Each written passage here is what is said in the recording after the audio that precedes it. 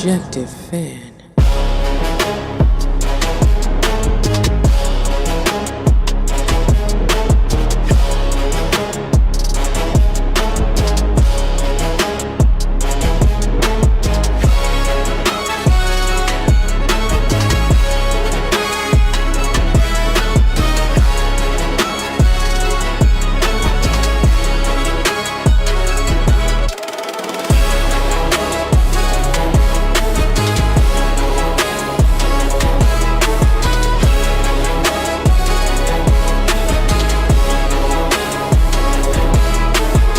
The Objective Fan. What's up, Knicks Nation? Welcome to the show.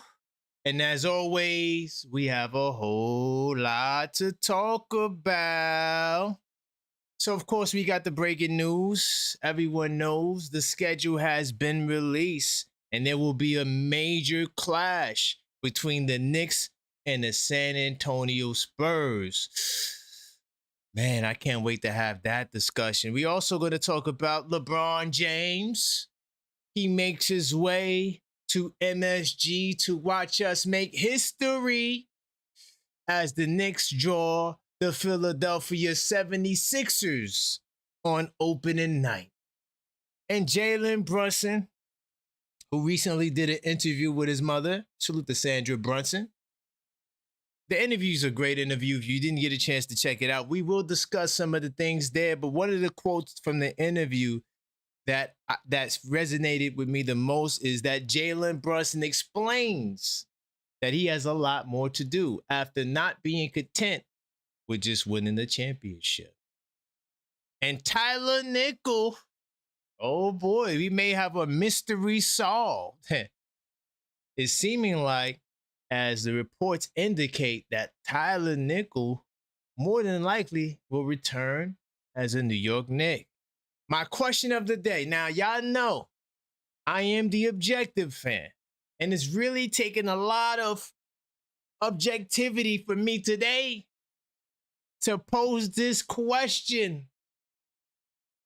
But should the Knicks seriously consider giving Ben Simmons a training camp invite? Man, look, we're going to discuss this today on the Blue and Orange Brunch Show. Man, welcome to the show, y'all. Hopefully you guys are having a fantastic day. If you don't know, I am your host, Karan Pierre, the Objective Fan, and I'm straight out of Kings County, New York City's finest. Man, you know the vibes. Tell a friend that we live, man. Hey, what's going on? I just realized I didn't have my soundboard connected. Y'all didn't hear the sounds I was playing earlier, but it's all good. We still here. I'm going to say salute to the chat really quickly before we deal with the proper formality. What's good, Mellow Mike? I see you. The Westchester Knick correspondent in the building. Of course, we got Maxine, the super producer. That's what I forgot to write down. So, see, I always remember later. We got to come up with a sound bite for Maxine, the super producer. I'm writing that down right now. Because when she comes into the building, we got to give her a big time salute. What's good, Joseph? I see you. All right. JJ, OKF Nation. D from LA, OKF Nation. What's good, Marie B? OKF Nation, we in the building. Darlene Bryant, what's good? 86 Smear, what's good? OKF Nation, we in the building, man. J-Tap Mob, East New York in the house. And big time salute to Don't Call Me Cleo, Call Me Champ. All right, we got the champs in the building. All the OKF Nation's heaviest hitters are here to have this discussion today. And yo, listen, y'all. I truly believe that this is going to be one hell of a year. One hell of a year. By the way, of course, y'all know we got the 82 Nights New York edition available for pre-order. All you have to do is check out the link tree. Let me put that in the link tree in the chat right now so you guys can check it out. It will be pinned there. Of course, we got all types of stuff there as well in terms of the merch and all of the good things that come with the channel. But definitely, to those who ordered the pre-orders, big time salute to you. Free shipping is still available. All right. By the way, salute to OKF Nation. All the channel members. Y'all was in the building. I was hooping today, so that's why I'm a little bit late, man. I did too much walking, bro. Man, I had to walk at least 4 miles today. It was crazy. I'm trying to be like Ryu from Street Fighter. You know how he walks everywhere? But I think he's barefoot, right? Isn't Ryu barefoot from Street Fighter? Anyway, I wasn't barefoot. I'm not going that far. But it was a good workout today. Good workout. So if you saw the episode, yeah, it was good. It was a good workout. Also, to all the channel members, OKF Nation, we got the James Baker interview. Definitely salute to y'all. Y'all checked it out. You're a channel member. All you got to do right after this, go check out the interview, man. It's fire. I'm looking to do, that's going to be my new series that I'm working on, Behind the Locker Room, where we get some good interviews in and, tell stories. See, I'm a basketball guy, so my interviews are always going to be good because we're going to talk about certain elements of the game that, other people, while they may focus on more sensationalism, like if I was to interview Jalen Brunson and those guys, it'll be a way different interview, way different. It'd just be straight basketball, just basketball stuff.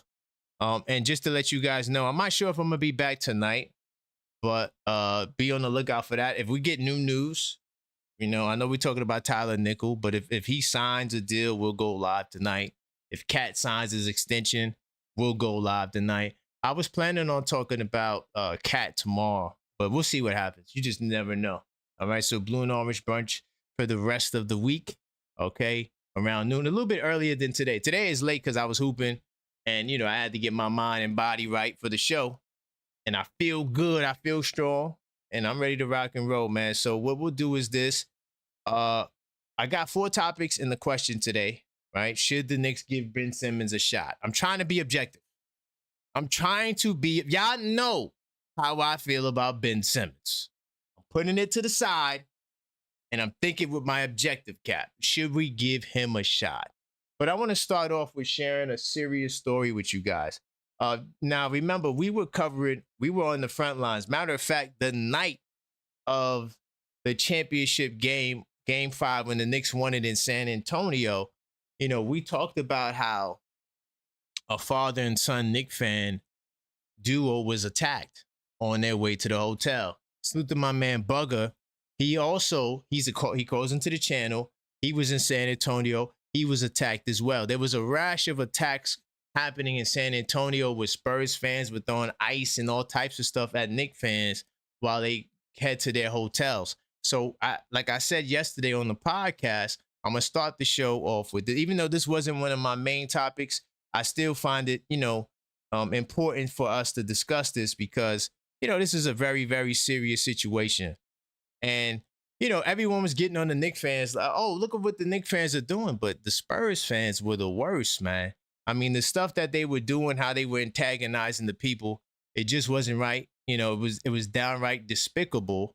And, I have to address it. So we go to research mode and get this window on the screen. All right. So here's where we're going to start. So first, I got to salute SAPD because, those guys, they did a great job in terms of, solving the case. It started out with the mom and daughter duo, right? Females. Then they arrested another woman, and then they arrested the guys that were involved. So an unprovoked attack, Knicks fan assaulted after NBA Finals in San Antonio, and he speaks out. The dad speaks out for the first time. Now, like I said, this guy was beaten badly, right? And the injuries that he suffered were severe. And this is the first time he was able to speak. First off, salute to him for recovering from, such a traumatic experience. Imagine some of you guys. By the way, this guy's in his 60s. Imagine if you were trying to, just celebrate your team and you want to see your team win the championship for the first time in 53 years. Salute to that. We the champs, goddammit. And you're attacked. Salute to Bugger. He was able to defend himself. You know, if you didn't hear that story, that video is on the channel. Go check it out. You know, but at the same time, you know, it's a very dangerous situation, especially when you're dealing with guys who may be older, right? Now, more than a month after the New Jersey father and son were attacked downtown in San Antonio after the championship, all right, one of the victims is speaking publicly for the first time as the police continue to search for those responsible. They're going to find them because now, you know, people going to start dropping dime. That's what happens. You guys ain't criminals. You ain't about that life. So why would you put yourself in that position to injure someone like this, to greatly hurt someone like that? What if this man would have lost his life? And they got the Crime Stoppers. You know, times is hard out here. Crime Stoppers announced $5,000 reward. So all my people in San Antonio, get on your police work, all right? Not just for the reward, because it's the right thing to do.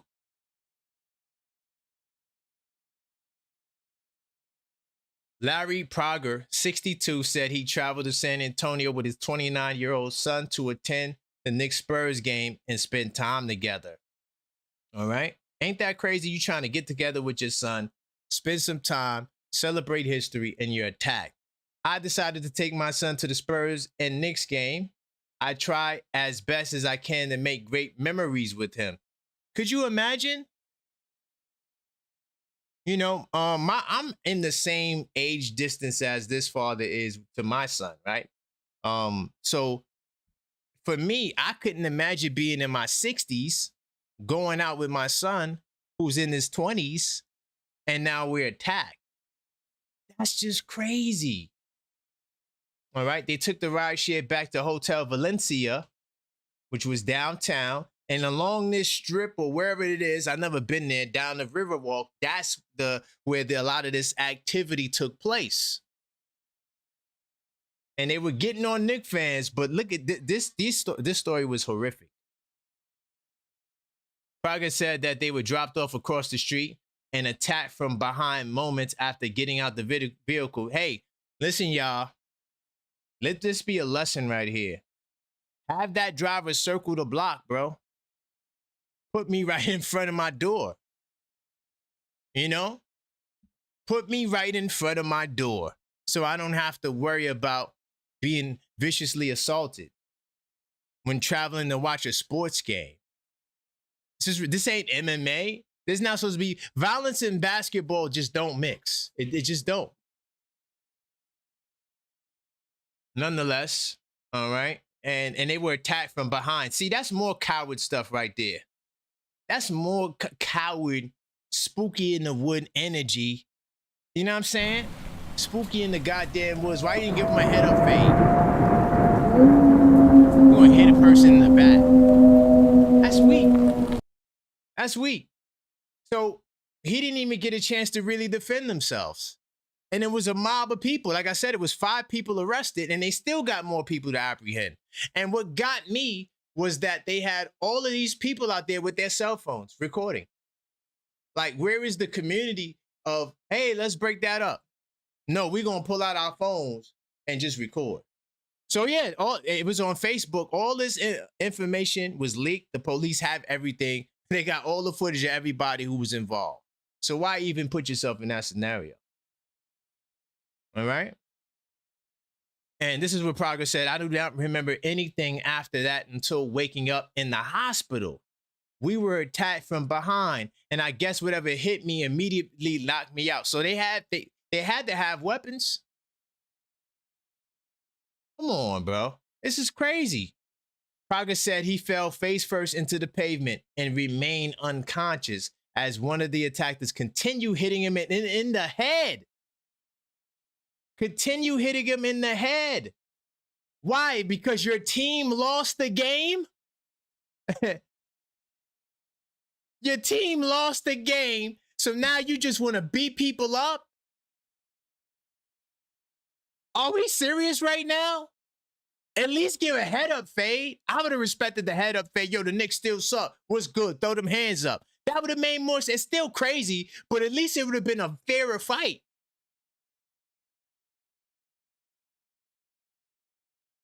Oh, man, this is crazy, man, reading this stuff.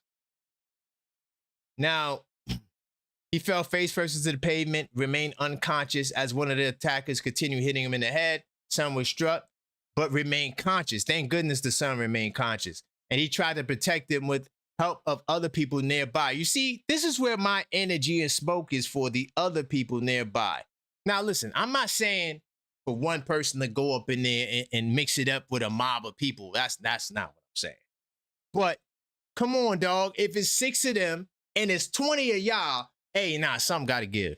Nah, yo, knock that off. That ain't right, man. We lost. It's okay. We get them next year. Know what I mean? We got a Christmas Day game. We're going to see them for Christmas next year. We ain't got to worry about that. Let's settle that next year. But no, they just want to be Spurs fans with their cameras out. They all are complicit to me. All right? Of course, he and his son were wearing Knicks jerseys.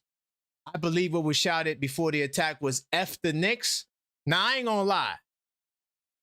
Me coming from where I came from, once I heard that, I'm on super duper alert. Because now I know I'm in hostile territory. F the Knicks. I would have did this just like, yo, who said that? Just to see. And then when I would have saw the mob coming across the street at me, then I could have made a conscious decision as to how do I proceed with that. But when they got to him, I guess they were just trying to ignore him and kept it moving. Nah, dog. Once I hear that shout, I'm like this. Oh, it's a whole mob of them. All right. So F the Knicks. And so that was 100% the reason for it.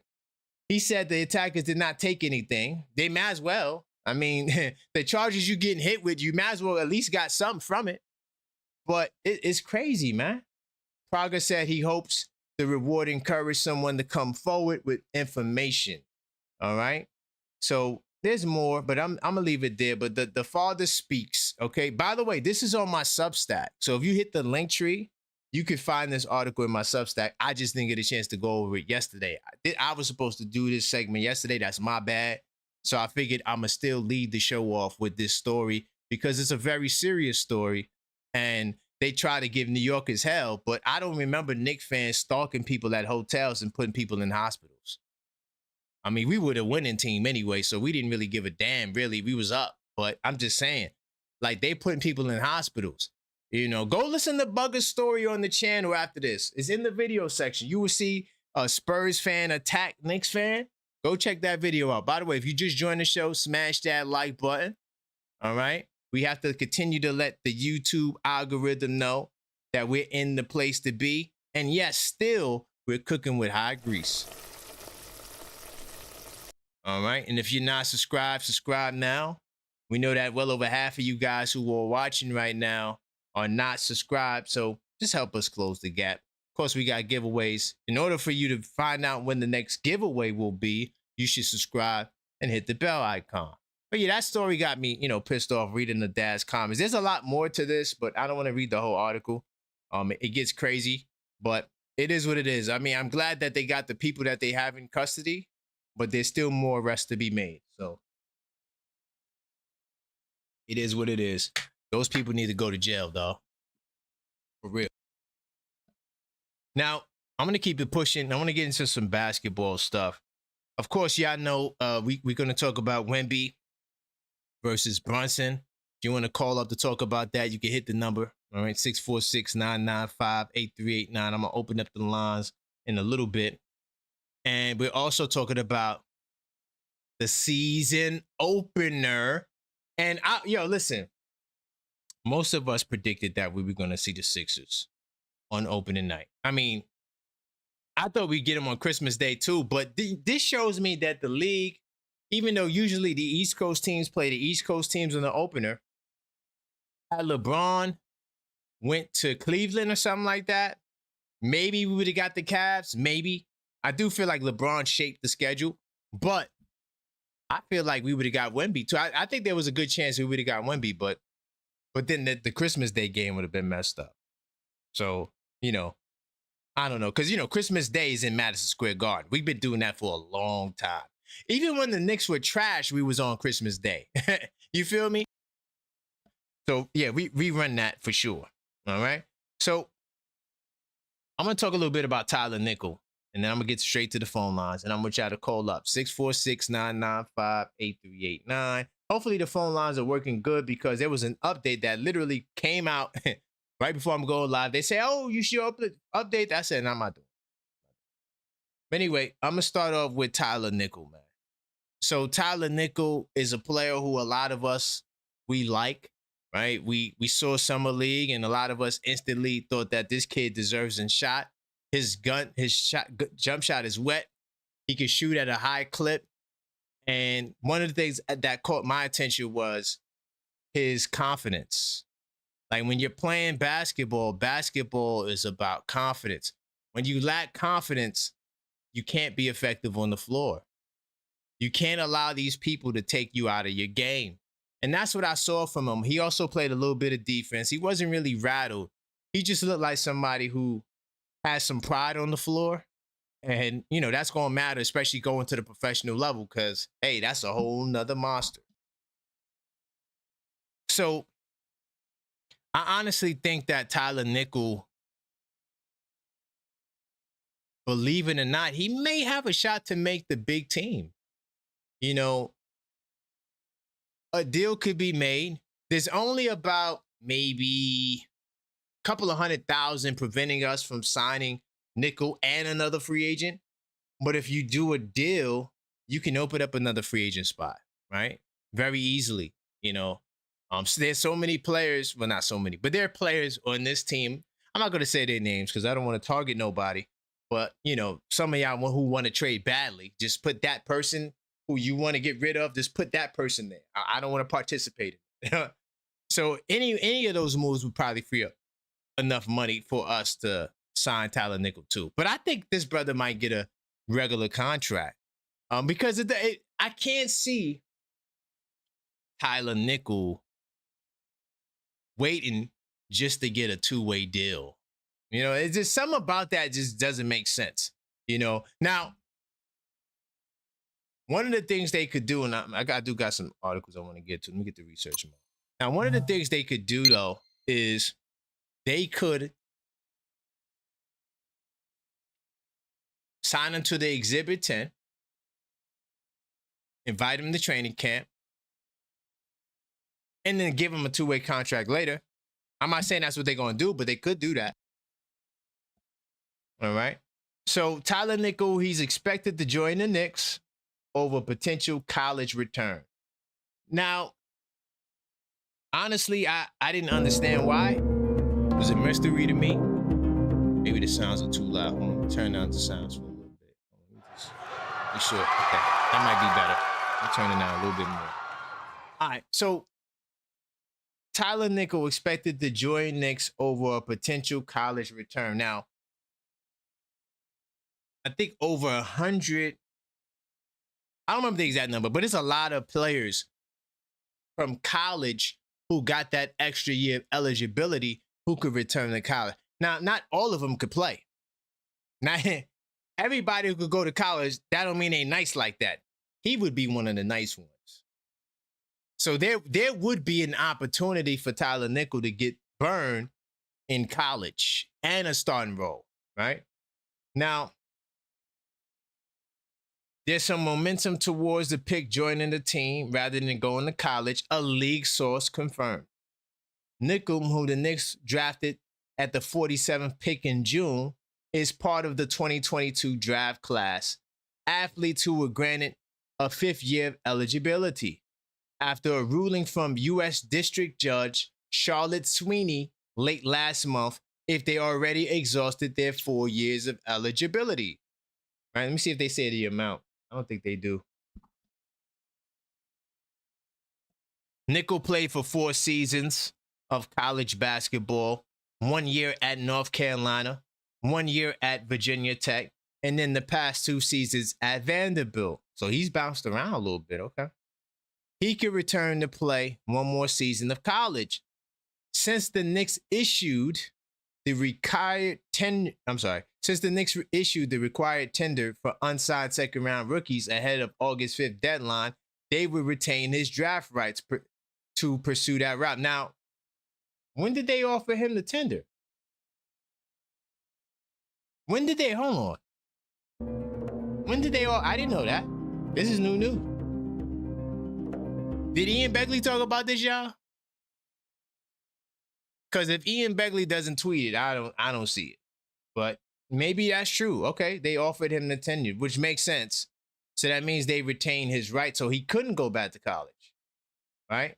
So is that like, that's kind of like a contradiction. So if the Knicks issued the tenure, that means that we have his rights. Well, yeah, no, he could go back to college. He could go back to college, but if he wants to stay in the NBA, that means that he has to be with the Knicks. Okay. I know that the two-way deal doesn't do it. So maybe they offered him a deal. Let's see. Now, he's leaning towards starting his pro career. An NIL deal back in college will likely see him earn money than he would on a two-way deal. We talked about that. It's not exactly clear if he set to sign a two-way. Now, see, this is the mystery. I don't know if he had. All right. In order for this to be true, and I wish they would have put a source here, right? When they said that the Knicks met the tender. You see that? The Knicks issued the required tender. Where is that source at? Did y'all see that? Oh, you read about it yesterday. Okay. Maybe I missed it. All right. Maybe I missed it. Because here's what the required tender would mean. They offered him a 1 year, at least a 1 year contract, not a two-way. Now, of course, the contract wouldn't be guaranteed. So why doesn't he have the deal signed? See, there's something extra going on here. Because if they offered him the tender, right? Where did it say? Hold on. It was reported that Knicks. Okay, Fred Katz. So hold on. When they offered him the tender, did he decline it? Okay. I'm looking at the live chat. Thanks for holding me down. All right. Okay. Well, okay, so why wasn't the deal signed? Is it because he's still taking his time to go over the offer? But here's another thing too. Like, I mean, they had to offer him the regular contract, the Exhibit 10. He would sign that on the spot. Why wasn't it signed? I don't know. I gotta look into that. I'm gonna come back with more information on that. All right. But this is what I saw. Hold on. I didn't really get a chance to read that article. This is what I saw. All right. Because, I'm on Twitter heavy. Salute to everybody that's on Twitter. Twitter, I'm telling you right now, don't go on Twitter at like late night when you got to go to sleep. All right. So this is what I saw. Can confirm Ian Begley's report that Tyler Nickel plans to join the Knicks rather than return to college. That's what I saw. I didn't see the required tender. I didn't see that. I didn't see that. Because what I want to know is, did he accept it? Did he decline it? Is he still pondering whether he should sign it? I mean, we know it's going to be an Exhibit 10. Exhibit 10 is not a guaranteed contract. Why are the Knicks hesitant at giving anybody a deal? I don't know, y'all. So yeah, this is what I saw yesterday. I didn't see nothing about the required tender. I didn't see that. But hey, maybe it took place. I don't know. But either way, regardless, like I said yesterday, even the day before, I said, the longer this goes on, the great chance that he will be a Knick. You feel me? So it is what it is. Okay. I see I said it was offered before the deadline. So why he didn't sign it? Why he didn't? And by the way, the tender could not be a two-way contract. Right? You got to sign players anyway. They offered him the deal, but okay. What do we What are we waiting for? You know, is he pontificating on that? Because the article didn't say that. I'm gonna look into that more. Continue smashing that like button. I do appreciate you guys. All right. By the way, call up 646-995-8389. By the way, I'm gonna go back here. I want to show y'all something. Not the hang up, but for all the new people, these are the rules. Everybody gets 3 minutes a call. When you hear that host say, "Let's go," that means you better start talking. And when you hear the buzzer end, that's it, my friends. All right? So salute to everybody. Just want to make sure we clear. 646-995-8389. Call up, voice your opinion. Yeah. All right.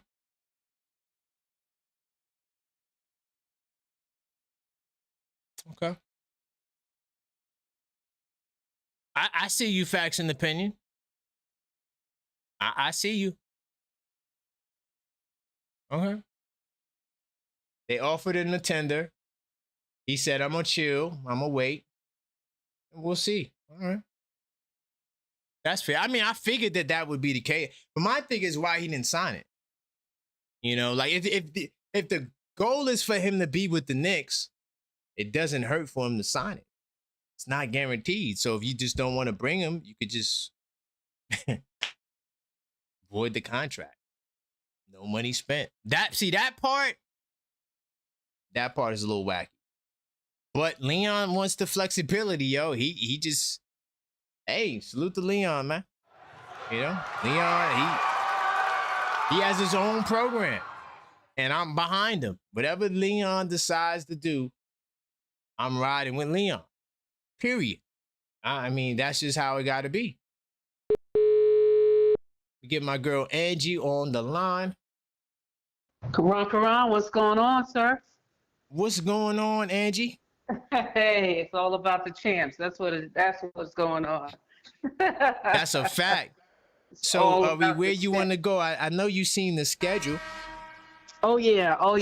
You know, just to kind of, you know, I decided today, because I know a lot of they were Laker fans last season, but they're now Philly fans.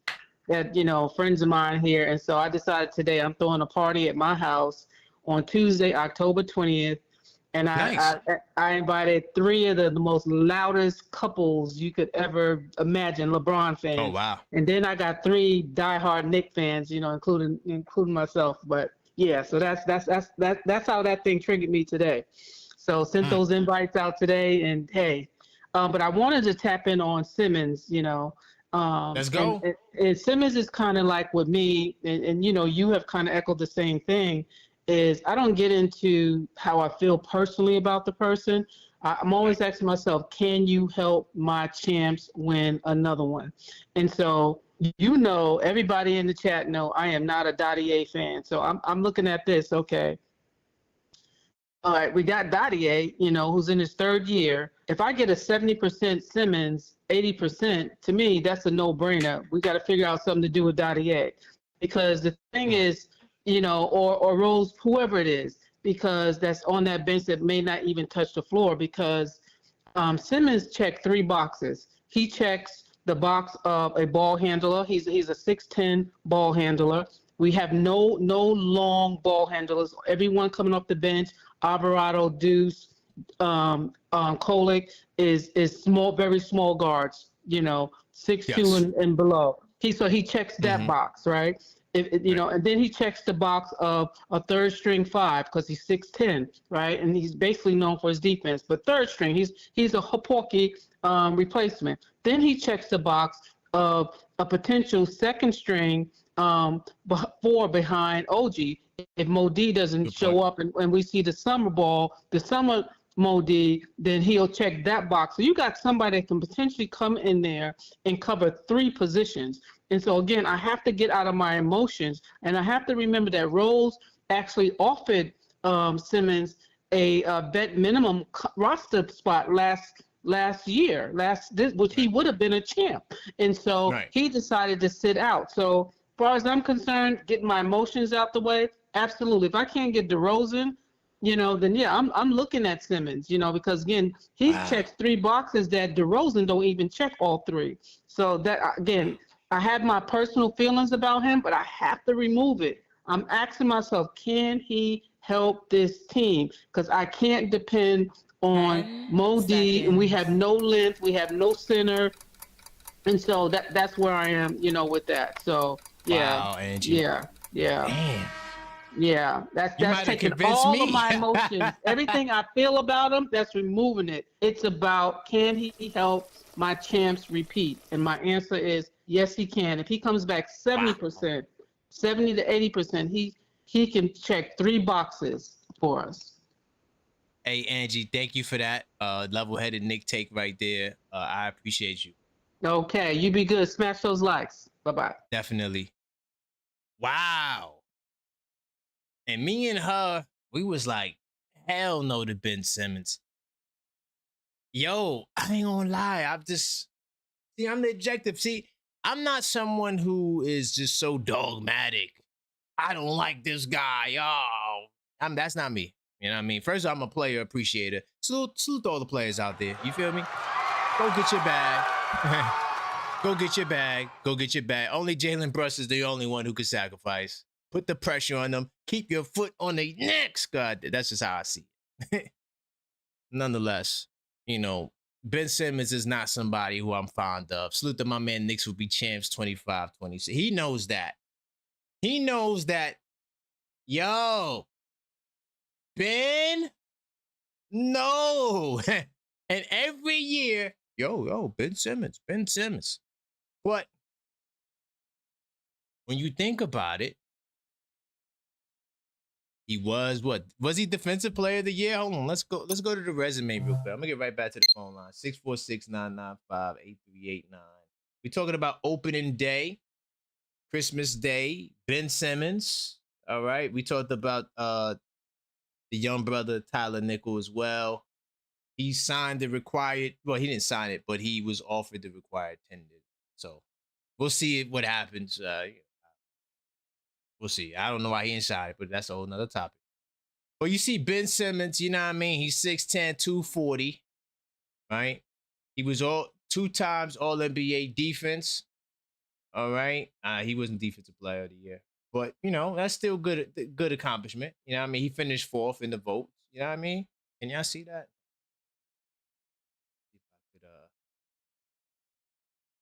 No, y'all not gonna be able to see it. But yeah, so I mean, this is what the resume is for Ben Simmons. Now, of course, if you're looking at just the numbers, it's not good. I'm sorry. It's a womp. All right. But think about, even though New York is grimy, hey, we a grimy city, y'all. But think about the cast of guys that's going to be around him. They're going to take care of Ben Simmons. They're not going to let nothing happen to him. He'll be with Mr. Miyagi. You feel me? And think about it. I mean, at worst, he's like Jeremy Sohan. But what I read, though, on Simmons is that he is willing to take a camp invite. Last year, like Angie indicated, the Knicks did wanted to invite him to camp, not sign him. They wanted to do what they did with Malcolm Brogdon. But just come to camp. Let's see what happens. He said no, because at the time, he was looking for a guaranteed deal, and I think he was looking for more than the minimum. Either way, that wasn't happening. But if you could get him just to come to camp, is it really a bad idea? Call up. Let me know. 646-995-8389. And no, I'm not a Ben Simmons fan at all. I'm not a Ben Simmons fan, but I am a player appreciator. And I'm not a fan of nobody. But I'm just saying, I wasn't somebody who was advocating for us to get Ben Simmons. No, I definitely wasn't. All right? Take another call. Smash that like button if you didn't smash that like button. And subscribe if you're not subscribed. Uh-oh. Bill Jackson in the building. Angie. Are we Action Jackson today or are we Brunson? Which one? Come on, keep it real. We might be Jackson Brunson. I don't know. But Angie, usually we on the same train, going the same direction. But the Ben Simmons one, nah. Nah. Yeah. Why not? So I got a wild take, but I think you would understand it more than most would. I'm gonna mention a couple of names, and then I'm gonna tell you why I'm mentioning these names. Okay. And think about what these kind of people are: Zion Williamson, Dame Lillard, Darren Williams from Utah, Ray Allen, right? Kawhi Leonard. They all have one thing in common: they're Cancer Zodiac. I know this is a crazy take. They're all Cancer Zodiac, and what they have in common is, and you know, I'm July 7th as well. When our spirit is not in something, it's just not in it. And you can't convince the spirit to, you just can't trick the spirit. And the thing about Ben Simmons, right, is I think we've already gone past the point where it's worth the risk. I would rather Ben Simmons go on another team and prove me wrong than Ben Simmons be a Knick and possibly go back to being Ben Simmons. Right. You know what I'm saying? It's just the mood. It's just man. What about a camp invite? Maybe I should have. Because that's really I was asking. Cool. Camp invite, cool. Yeah. But if he does well in the camp, it could lead to a position on the team. And the thing is, I worry that he's a live wire. Like any moment, the mood could switch and it drains. You know what I mean?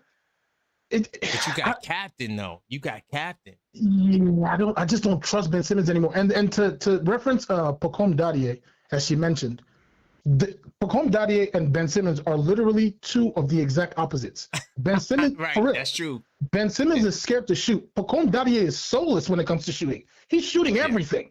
You know what I'm saying? He's definitely gonna shoot everything. He's shooting everything.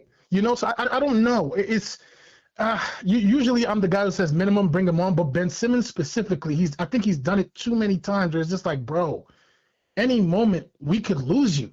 You know what I mean? So would you rather give Pacome a shot?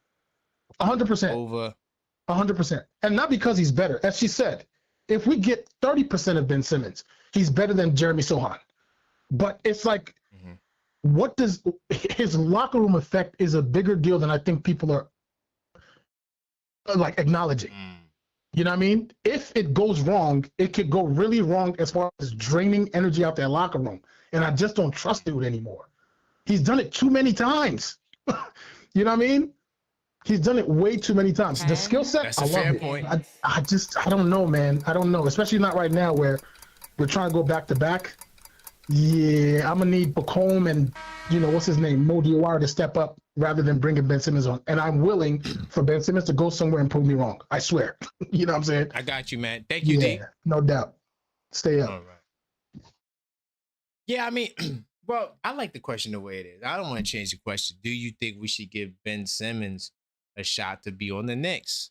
Now, of course, I think any one of us would say we'll give him a look. But, I ain't gonna lie. I was with D with L, not with the Zodiac stuff. Yeah, he lost me with that. But just the other elements of, you got younger players like Mo Diawara and Pacome Dadier. Would you rather just give them a look, right? See what they have instead of bringing on Ben Simmons? And by the way, this thought that Simmons could play the 5, I was trying to ride with Angie on that. But he was getting cooked. He is not a 5, bro. Like, he's not guarding Joel Embiid and Jokic and Wemby. They're going to cook him down. He can't guard those guys. I wouldn't recommend it. Now, of course, as a backup to the backup center, all right. That's not going to hurt. But, yeah, he's not. It's not like you're going to say, let's bring in Ben Simmons to go stop Joel Embiid. I'd rather just put OG on him, to be honest. But that's a whole nother topic. So, yeah, that's what we're talking about today. We're talking about Christmas Day, the Clash. We got LeBron James, all right? LeBron James on opening day. And really quickly, before I get back to more calls, I just want to remind you again, the 82 nights New York edition is available for pre-orders. All right. Now look, it includes the complete 26-27 Knicks basketball schedule, plus all 12 components of the 82 Nights basketball intelligence system. That is game tracking, stat trends, 10 game reviews, players to watch, fan engagement pages, season reflections, and much more. Of course, pre-orders include free shipping for a limited time. So you will want to take advantage of that offer, and your journal will arrive to you early October, right before the season begins. All you have to do is check out my link tree. The link should be pinned in the chat. If it's not, I'm gonna put it right back. All right, you can pre-order now the 82 Nights New York edition, and make sure you set for the season. Last year I said it, yo. You just never know. This year could be your year. And I look forward to seeing all of you guys inside the 82 Nights Club. Salute to everybody who already got this. All right. I feel like the soundboard is a little loud. Try to turn it down. And it's loud in my ear. Let me turn that down. Once again, 646-995-8389 if you want to talk. Tyler Nickel to return. Are you hyped? He's going, well, not return, but come to the Knicks after being drafted by the Knicks. What do you guys think about that? I'm pinning this in the chat. We got a couple of more calls. Get to my man Ron in Pittsburgh. We'll do 2 more. I'm gonna get back into my some things about these games. Some details that are interesting. Hey, what's going on? How are you? Doing fine, man. I was hooping. You know, Ron, today I had to walk like 4 miles today. It was crazy. But I feel good other than that. It's good exercise, right? Yeah, and play basketball at 40. But yeah, I'm good. Yeah, Pittsburgh has been hit with big time thunderstorms, so I'm sure you guys have probably got some of that. Let's go. Yeah, it's coming. It's coming for sure if it didn't get here yet. But yeah, what's going on? Where you going to go, Ron? Real quick, I don't have any reason for saying this except for the fact I just don't like Ben Simmons. Okay. So I mean, if we want to look at whatever talent we can get to make the team better, I mean, you could throw anybody, any addition into that category. I want to talk about the Dottier and the whole Diabate thing, but I wanted to ask you. So, what is the deal with Nickel? If the deadline has passed, then how could he still pass on the Knicks and go back to school? Oh yeah, well that's if he doesn't accept the contract, right? You still got to sign the deal. So if you don't want to sign, then you could go back to school. It's just that you can't go to another team. You still would have to come back to the Knicks, right? So if he goes back to college, we still would have his draft rights. But they said they offered him the tender, so more than likely he's going to be a Knick. And you know, if he was going back to college, he should have went back, right? And when they say the tender. When they say the tender, they mean a rookie contract, or do they mean? Yes, a rookie contract. Okay. Right. Getting back to your previous show, because you've had a few of them. I do like your offer for Diabate.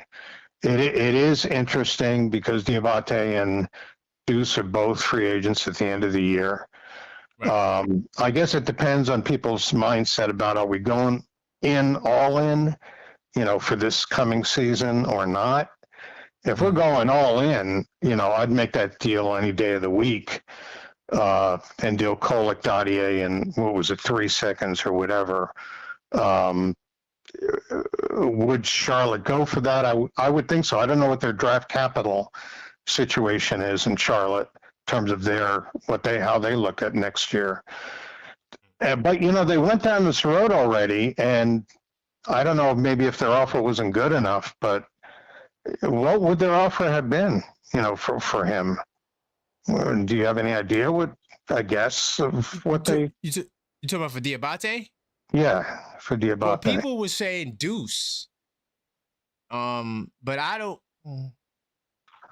I guess Deuce would have the most value, right? Right. But I think there's other way. I think it's the value would be the second round picks, honestly, right? Because we seen Stewart go for 3 second round picks, so we seen the power of it. So, and we got a lot of those picks, Seconds. and we don't use them. I think we have 4 next year, right? I'm not sure if it's 4, but I know that it's a great number over the next couple of years. I don't know the exact amount though, but it's a lot. It's a lot. Yeah, but if I were them, I would make that deal that you suggested. 100%. Because I don't think the one that was suggested that you read is going to be good enough to get him. Yeah, I mean, I feel like if you trade Deuce in all of those picks, you can get a whole lot more. You know, like whatever. It's not me, it's Leon. But I appreciate you, Ron, man. Great call, man. Well, one other thing, why haven't they done it? Exactly. See, it's just a lot of mystery, man. Leon is cooking something magical up. That's all I could say. Because I would have been made the moves. Maybe I'm jumping the gun, though. Maybe we're jumping the gun, and Leon's like, no, I got this move I'm doing. So, yeah, I guess we're guessing. I don't know. I mean, it's I'm not sure what he's cooking up, but yeah. It's weird. It's 13 players, that's it. Going into training camp. Yeah, I'd also like to keep Deuce myself as well. If they could still have Deuce and get Diabate, it's gung ho for this year. 100%. But thank you, Ron, man. Great call as always, man. You always have a great call. Thank you, Karen. Bye bye. It's my man Ron right there from Pittsburgh. Get my man Ty up in here. And then I want to talk a little bit about the Spurs.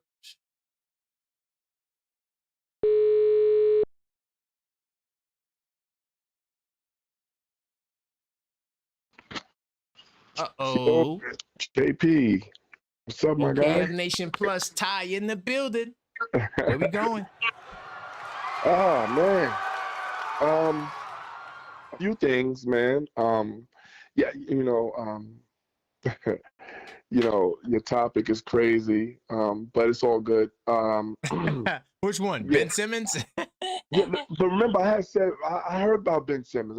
So the thing with Ben Simmons, and I'll get to, is that it's something about maturity and time.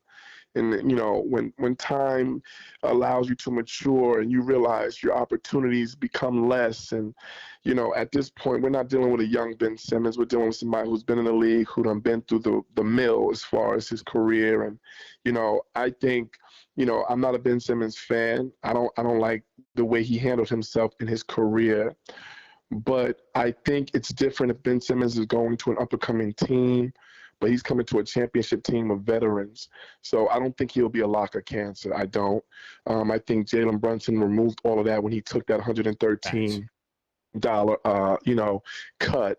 And I don't even think it was a cut, because the way they was breaking it down was, Jalen Brunson really didn't lose that money. What he did was he basically paid for all egos to be out of that locker room. So that comes for Cat, and that comes for anybody who's like, Cat's going to have to remain with the Knicks. Cat is going to have to look at what Brunson did. So what Brunson did was remove, what Brunson did was remove Cat from saying, I want my money. He removed from OG saying, I want my money. Right. Look at Brunson. He got his. You see what I'm saying? Absolutely. So that's why the Knicks won, and this is why the Knicks are going to win again, because no other team is doing that. When you look at Philly, they have the egos. When you look at all these other teams, they have egos. What Brunson did was remove the ego. So anybody that come into the Knicks fold, they're going to have to concede to the actual leader, which is Jalen Brunson, because Jalen understood this is why he has the second round movement, because he's basically saying, I was an underdog my whole life. Even when I overachieved, you still had me as an underdog.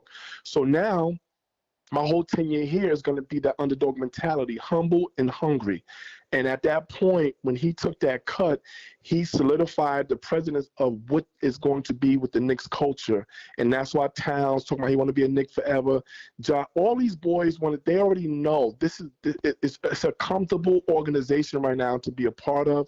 And a Ben Simmons coming in, I don't care who it is, they're going to have to conform or they're not going to last. So I think Ben Simmons can be beneficial. He's not supposed to start and, cover the center on the other team, but as a stretch, four, like 1 through 5, Ben Simmons can guard. Really 1 through 4, like you said, the big boys take him down low is a different ball game.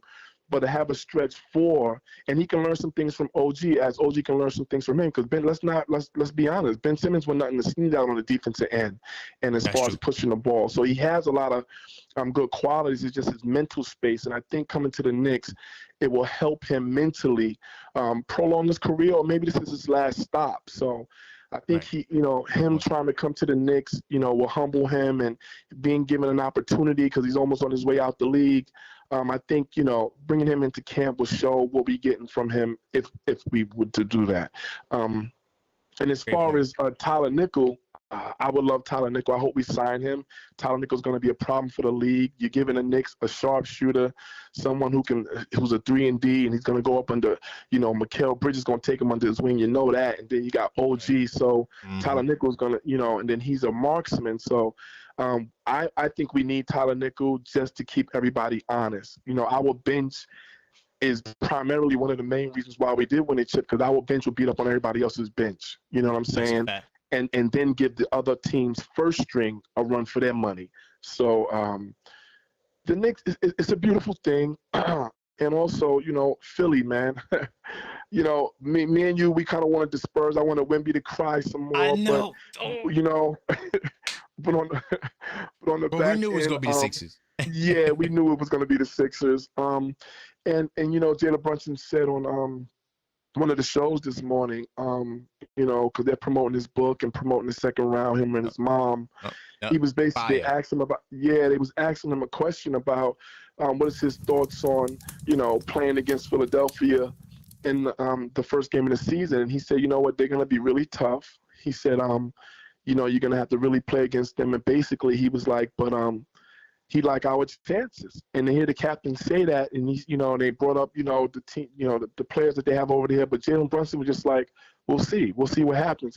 And I love that, because that's what he just kept saying the whole duration of the playoffs last year. And look what he accomplished. So I'm happy to see it. I want LeBron to look at us get our rings, look at what he could have potentially had.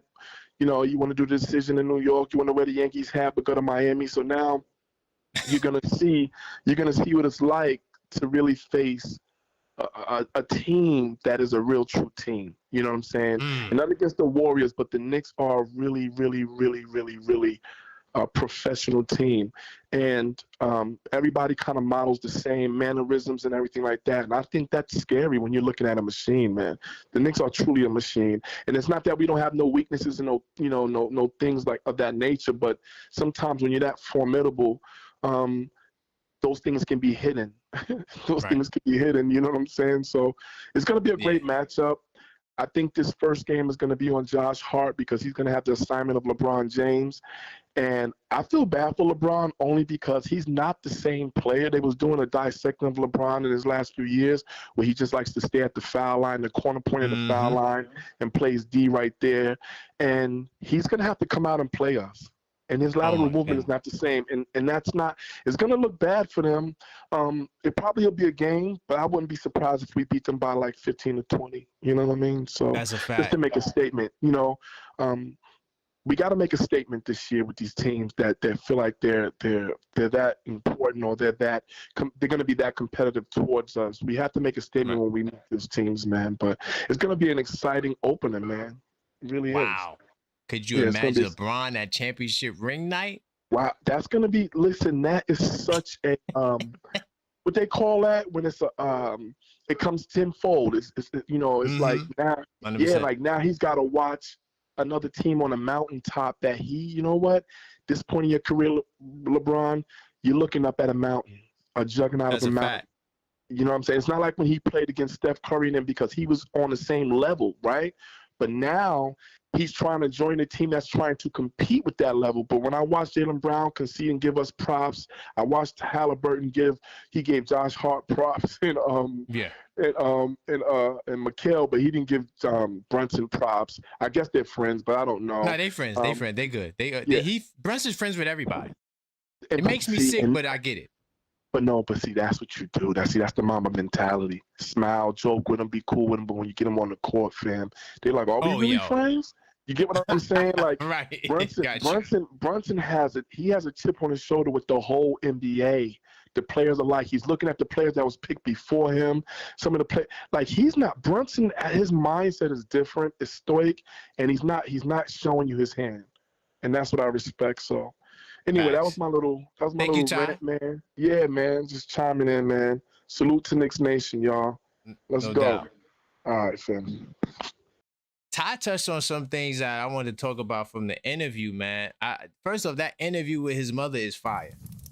Like, if you didn't see that yet, go watch it. You can see the mentality is passed down from, not just Rick, but his mother. Like, you could see they both played a strong role in his upbringing, from the way she was responding to the questions. She said, the team fights you, the way she talked about the team fighting through adversity, and just how she said at one point in the interview is, this is how we brought him up, right? She alluded to that. And I see where Brunson was. Brunson was forged in fire. Salute to Jalen Brunson. This is why, all of this push for player sacrifice, that's a Jalen Brunson thing. All these other star players can't sacrifice. The middle class usually always takes a hit. We seen Udonis Haslam, what's his name? Udonis Haslam take a hit, right? We see Draymond Green takes it. So the middle guys always were taking short money. It was never the top guy, but I do think what Ty said makes sense for the Knicks. Towns has a special connection to this organization. He grew up here, right?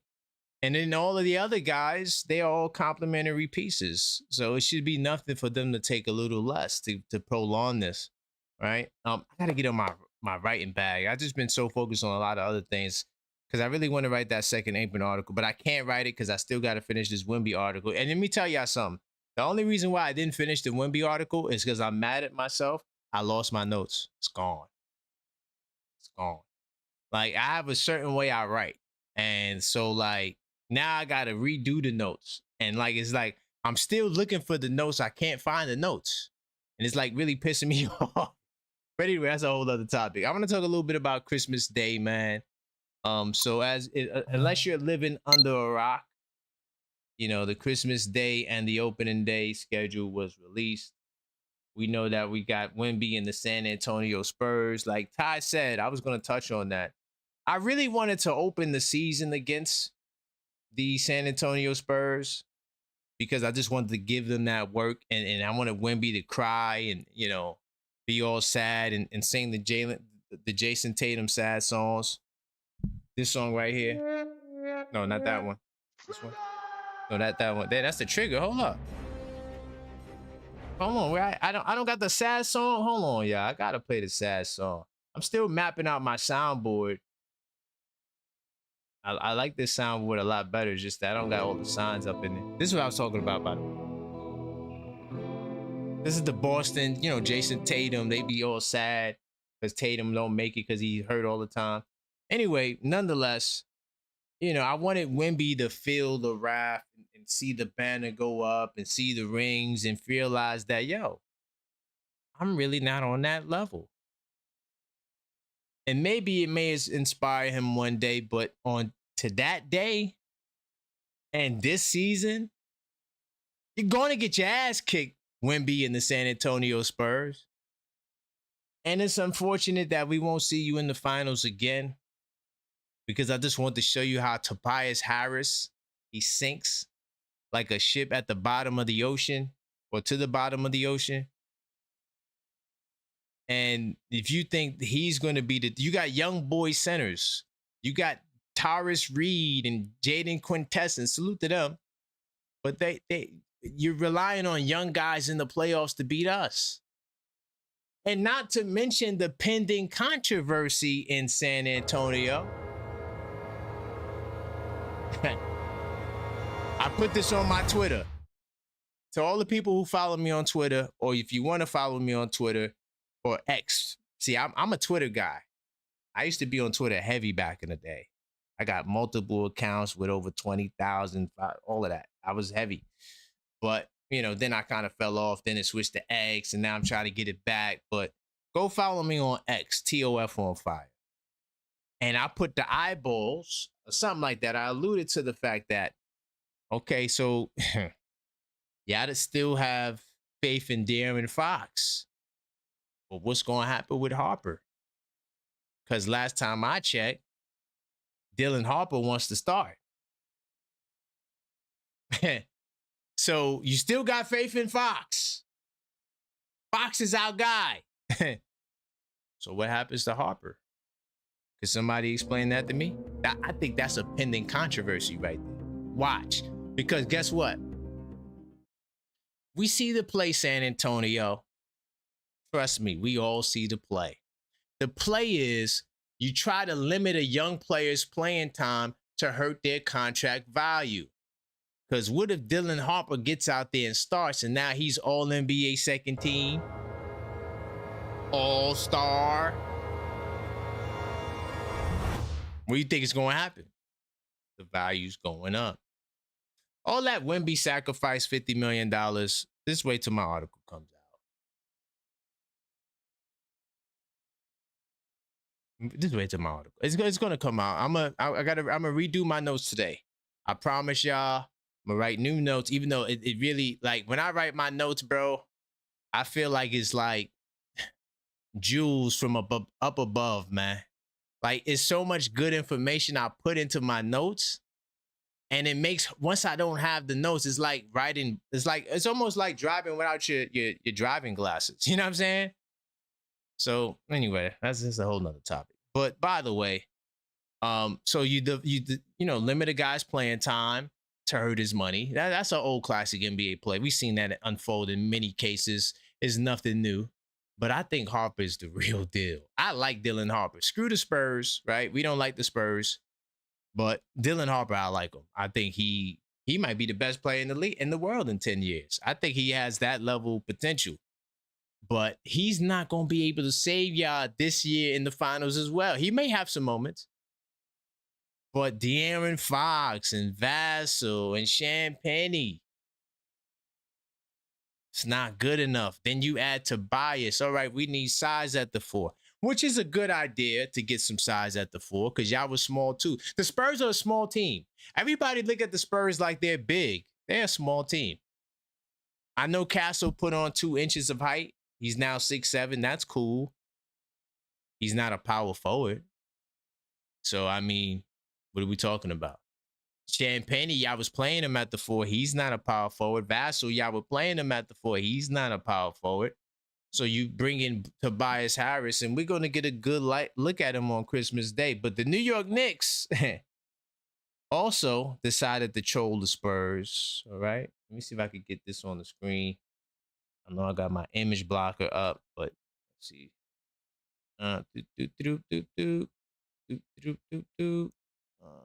Yeah, I got it right here because it's on Twitter. Hold on. Yeah, I can't see it because I opened up a new window like a bonehead. But this is what the Knicks posted in response to the NBA dropping that the Knicks are going to play against the San Antonio Spurs. Hey, look at the Knicks, y'all. Hey, salute to the Knicks. The Knicks posted a picture of Jalen Brunson with the championship hat, making the face like, damn, we got to do this to you on Christmas Day. So not only did we beat you in the cup, we beat you in the championship, and now we're going to beat you on Christmas Day. So now when you go home to open your gifts, you're going to be thinking about how much you got cooked. So this is what the Knicks responded to the NBA. By the way, this was the same tweet that I had up there. This is the Knicks' exact response. Are y'all riding with that? Hey, once again, salute to the Knicks. I love the energy. You know what I'm saying? I'm very competitive. To all the people who watch the Objective Fan Hoops videos, y'all know that. But I love the response by the Knicks. All right. I didn't see if San Antonio responded. They might have. I don't know. But look at some of the comments in the chat. Hey, the crybaby. He's a crybaby. I really wanted to see him cry on ring night. That's what I think about when I think about Wemby. He's a glorified silver medalist. He doesn't want this work. Doesn't want this work. And now, y'all, the Spurs fans talking about, oh, y'all in trouble. Y'all don't have Mitchell Robinson. Like, really? Like, this is where we going? I did a whole debate with the Brownsville Spurs fan, and he was talking about, nah, Mitchell Robinson ain't nothing. When I said Mitchell Robinson had the greatest player efficiency of all the players on the bench, he was like, I don't mean nothing. Mitchell Robinson, he can't hit free throws. But now, Mitchell Robinson, we in trouble because we don't have him. Listen, this is why I smoke every single one of them in the debate, and I cook them with hot grease. Because I don't respond like, I'm not going to change on a whim just because it benefits my argument. I'm consistent. That's why I said, you know what? Maybe I need to rethink this Ben Simmons stuff. But I'm back to the phone lines. 646-995-8389. Call up to voice your opinion and talk to me about these New York Knicks. By the way, I don't think the likes are good enough, man. Smash that like button. Come on, man. We only got like 40-something likes. We got to get the likes up. I need the likes to get to 60 before I get back to the phone line. So if you hadn't smashed that like button, smash that like button so I could take some more calls. All right. We got the San Antonio Spurs. All right. On Christmas Day. Damn, now I can't wait for Christmas. Man, listen, I love the summertime. I love walking and being outdoors and walking for miles. This is my new thing. I just be walking for miles like Ryu from Street Fighter, you know? And I love summer. I'm a summer baby. But I can't wait to get to October, y'all. I'm telling y'all, I can't wait. Oh, damn, I just realized I didn't upload the new likes to this scene. I'll have it done by the next show. But anyway, I have a new like screen that I was playing with. By the way, also subscribe if you're not subscribed, but we need to get those likes up before I take any more calls, man. What are we doing? The likes are not hitting. I know Maxine is like, what are we doing? We have to smash that like button. Oh man, I thought I saw the Brownsville Spurs fan up in here.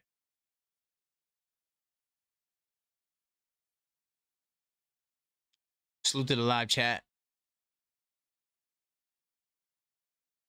Yeah, Sherman confirming what I'm saying. Quintessence 6'10". I see you.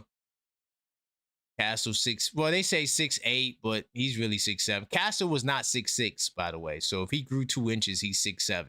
Listen, man, don't fall for the hype, man. As we smash his like buttons, do not fall for the hype. Come on, man. Castle did not go from 6'6" to 6'8".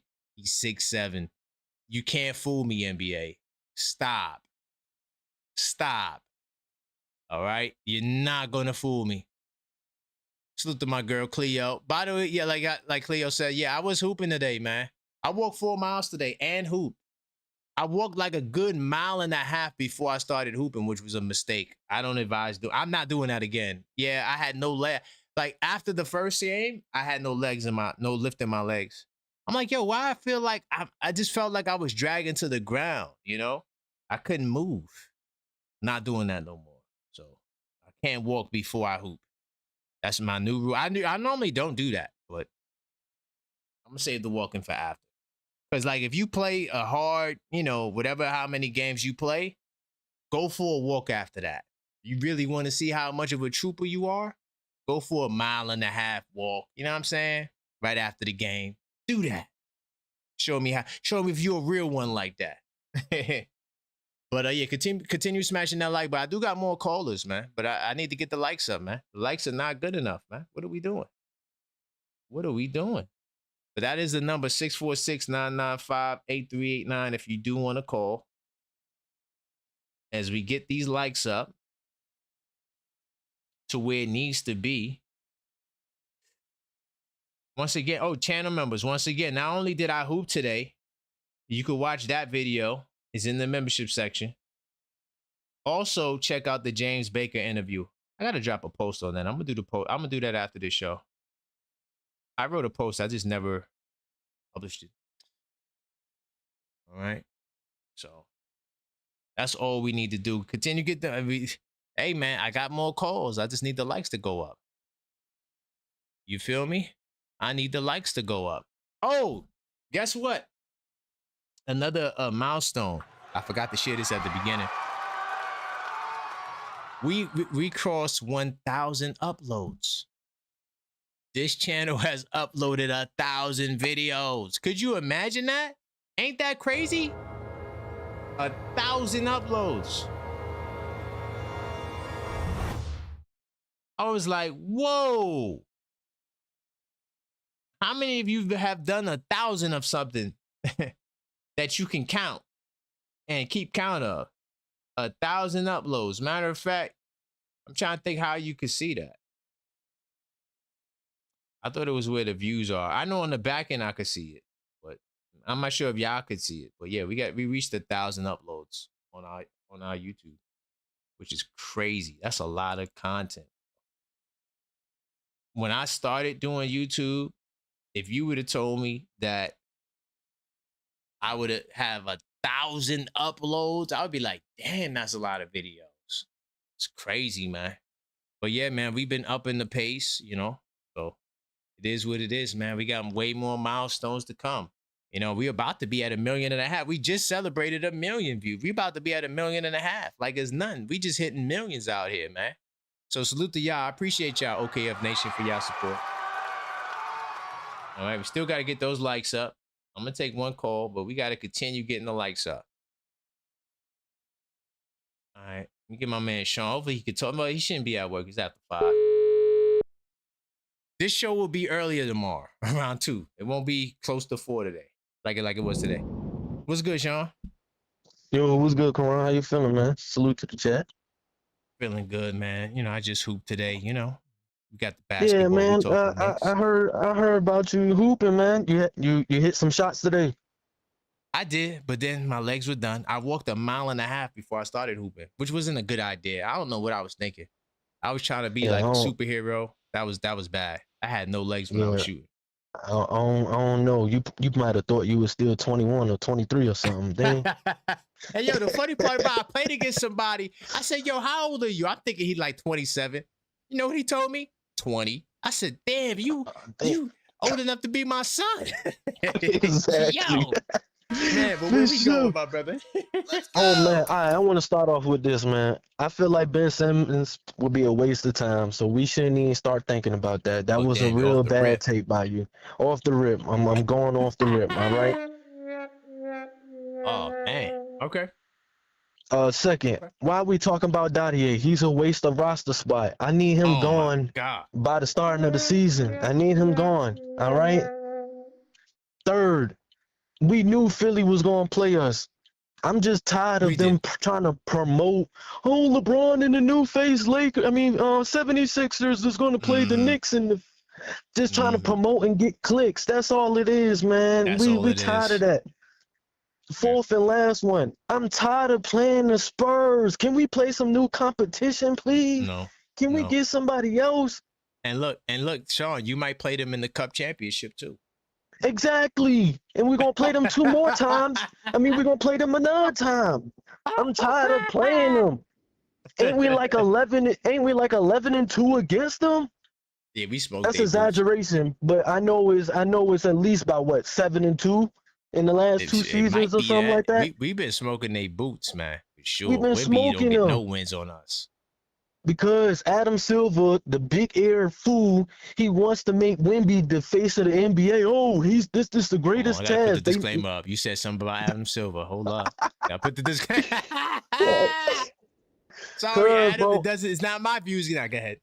I'm just tired of him trying to make Wemby the face, and so since he ain't beat the Knicks, he gonna keep giving him opportunities to win. But what he failed to realize is we got Wemby number. He's not gonna beat us. He's not, unless we dismantle this whole team. He's not gonna beat us, and that's not gonna happen for the next 3 years. So, hasta la vista, Wemby. You can go cry somewhere else. I'm just tired of seeing the same team over and over. And then this why the schedule was hold on until so long because they was waiting for LeBron to hit the 76ers so they can pin down opening night 76ers and the Knicks, man. I'm just tired of it, bro.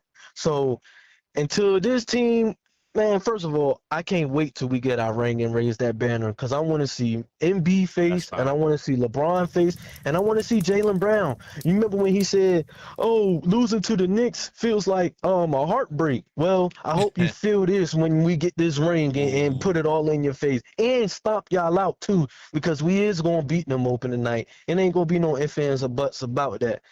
Man, I just want some new competition. That's all, bro. But I did hear Tyler 5-5 might get that either second round tender signing thing. The exception. Yeah, the exception. Yeah, I did hear that. So hopefully, you know what I'm saying, he do. Because I really like Tyler 5-5. That's who I want. And I said he brings an attribute to this team that we need. But I appreciate you, Karan, man. And salute to the chat. Yes, sir. Blessing to everybody in South Jamaica, Queens heading out. Yeah. Big time salute. Big time. Hey, yo, that was a fire call by Sean. Let that be like a prerequisite for how you should do your calls. Like when y'all call up, write down y'all points. If you can, you got a pen and paper. So that way, you know, you can maximize the time. Because the 3 minutes is a great time frame for you guys. You know, it's not long enough like y'all here all day, but it's also a good time for you to get your points off, right? It's not too short where it's like a 30-second call or something like that.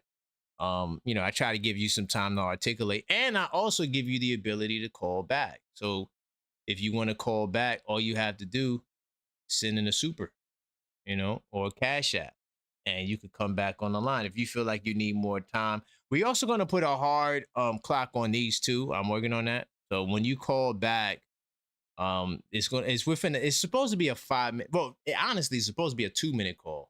But I usually give people a little bit more time. But yeah, we're going to hard cap that as well. But, you know, this is another option to give people, you know, more time to speak, you know, if they want to. You know, another option that we just added was the merge call. So like if somebody called and, you know, you call, y'all want to squabble, you know, get it on, you know, that option is available as well. All right. So, you know, there's options, man. We give people options that have conversations on this show, and this is what my purpose is to, you know, provide the balance while enhancing the fan experience. Let me get my man Rock on the line.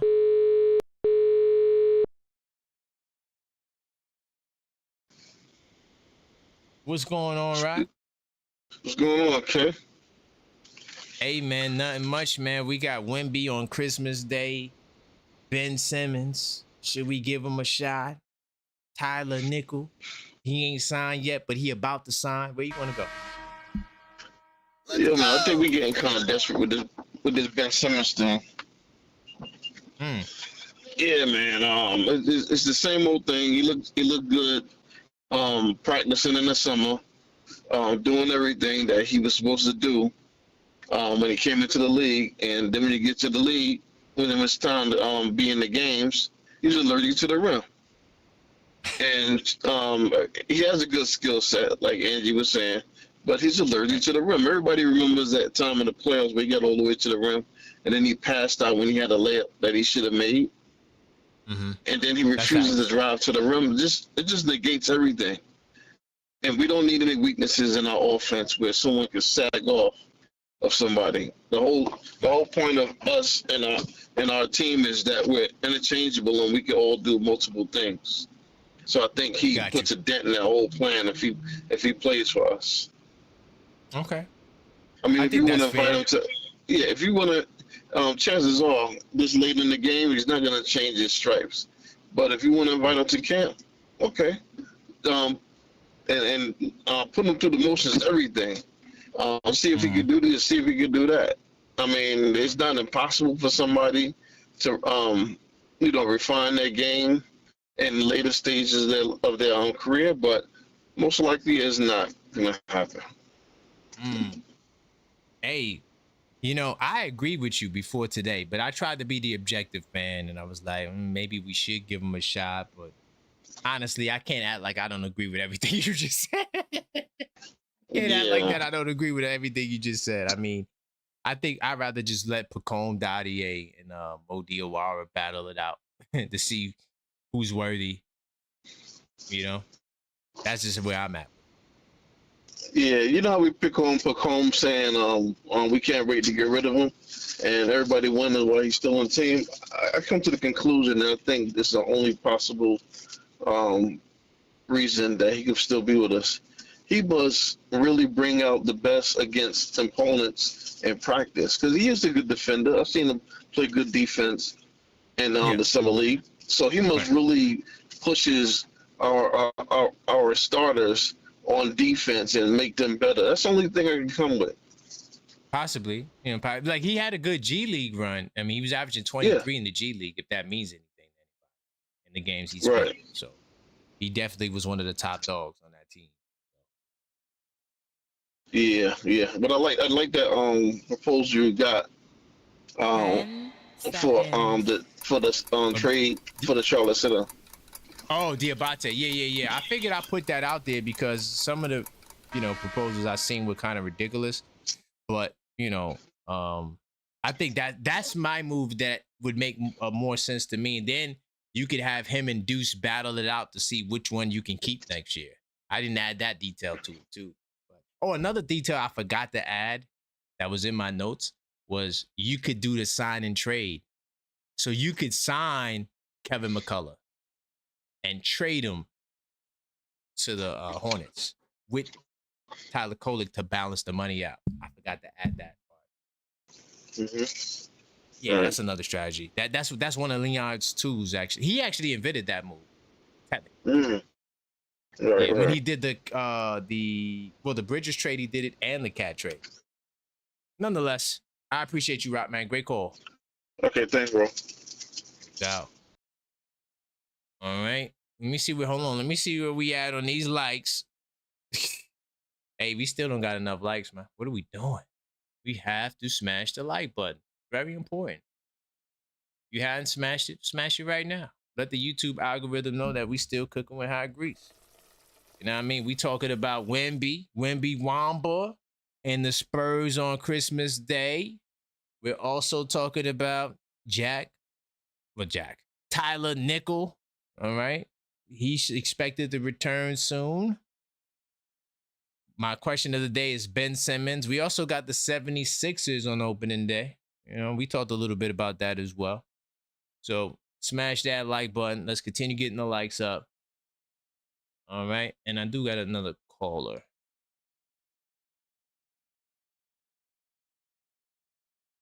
Can't wait for the season, y'all. Oh, my goodness, man.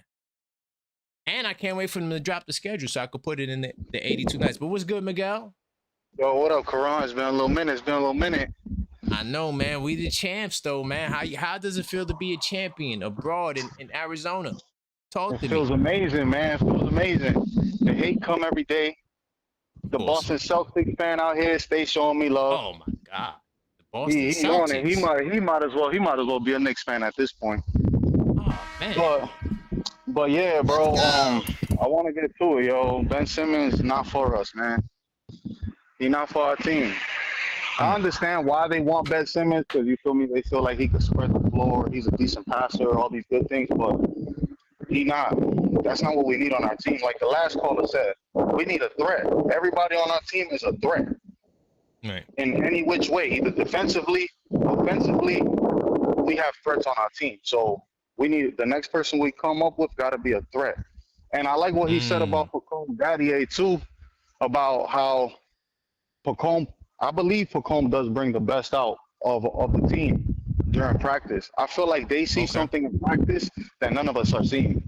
They see a potential because there's a couple players that when we have them for a certain amount of time, we get rid of them when the potential is not fully there. Like we might see something in them, but the potential is not 100%. They see something in Pacome that we can't see, that they keep it under wraps. Pacome eventually is going to become a weapon if he's fully unlocked.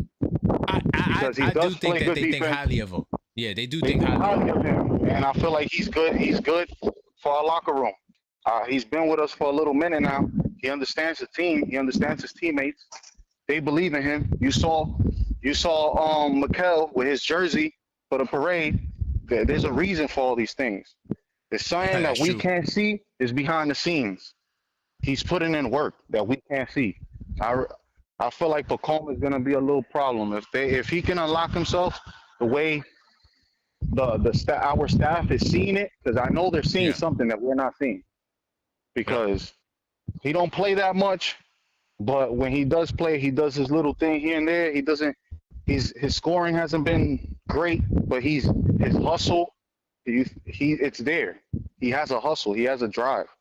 You feel me? And I feel like you said, I feel like this should be a battle between Moti and Pacome, for real. We don't really need nobody else. Who else we gonna get that understands our team, that's gonna fit our team, the mentality? Because the most important thing about our team is our mentality. Right. That's why no one could beat us. Our mentality is next to none. So these guys are already on our team. They've already been developed with the mentality. So as long as they show, I have no problem with keeping our guys, man. Our guys are good, bro. We have good guys on our team. And it hasn't fully shown up yet, but it's going to show. It's going to show. I'm telling you, I believe in our squad. Like, when we were losing, I believe that we were still going to do what we got to do. We got the team. Like you said, we got that JV mentality. The whole team is getting that JV mentality. It's picking up. That's a fact. That's a fact. Hey, Miguel, man, great to hear from you, man. You know, don't let them Celtic fans beat you up, man. But I appreciate you, my brother. Man, they ain't no threat for us. Ain't no Celtics ever gonna be a threat for NYC. You know what it is. That's all. Yo, get the likes up, bro. Get the likes up, everyone. The likes are not where they supposed to be. Get the subscriptions up. This is the best YouTube channel. I've been trying to catch up to you for a minute, Karan. It's just I've been busy, but everybody, yo, get the likes up, please, bro. Hype this channel. This is the channel, bro. This is the best Knicks channel on the internet, period. Anywhere you go, YouTube, Twitter, anywhere. This is the best one, yo. You already know, Knicks family. Stand up, chat, stand up. You know, we champs and we're going to do it again. It ain't nothing. One love. Big time salute. Salute to my man, Miguel, man. I appreciate that. By the way, I didn't pay him to say that, but smash that like button. I do appreciate the salutes, man. You know, me and Maxine, the super producer, we got a lot of things cooking, man. A lot of things cooking, man. It's just too much. It's just too much, but we getting it done. That's all that matters, man. Salute to Miguel. I do got it triggered as well. Me and my man Tugboat. Now I gotta get to this triggered.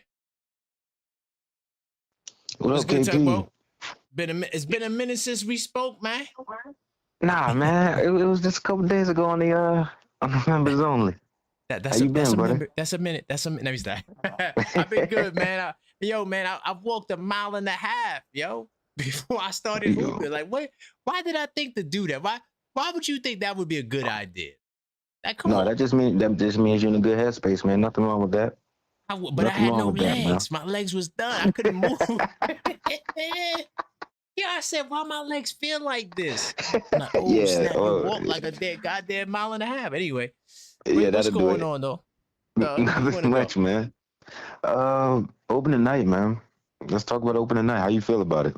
I know. You know, we wanted to see Wemby cry, but how you feel now that it is what it is? Well, you know, the league is making the money move. This is the money game. You know, it might be one of the highest rated opening nights ever. Right. They're playing that card. They're trying to get the ratings up to hopefully get the money up. So, you know, the Knicks is must-see TV. So we got to be on every big game, every big night. It's got to feature the New York Knicks. And like I said, what we're seeing right now is the manifestation of us getting all of these national TV games.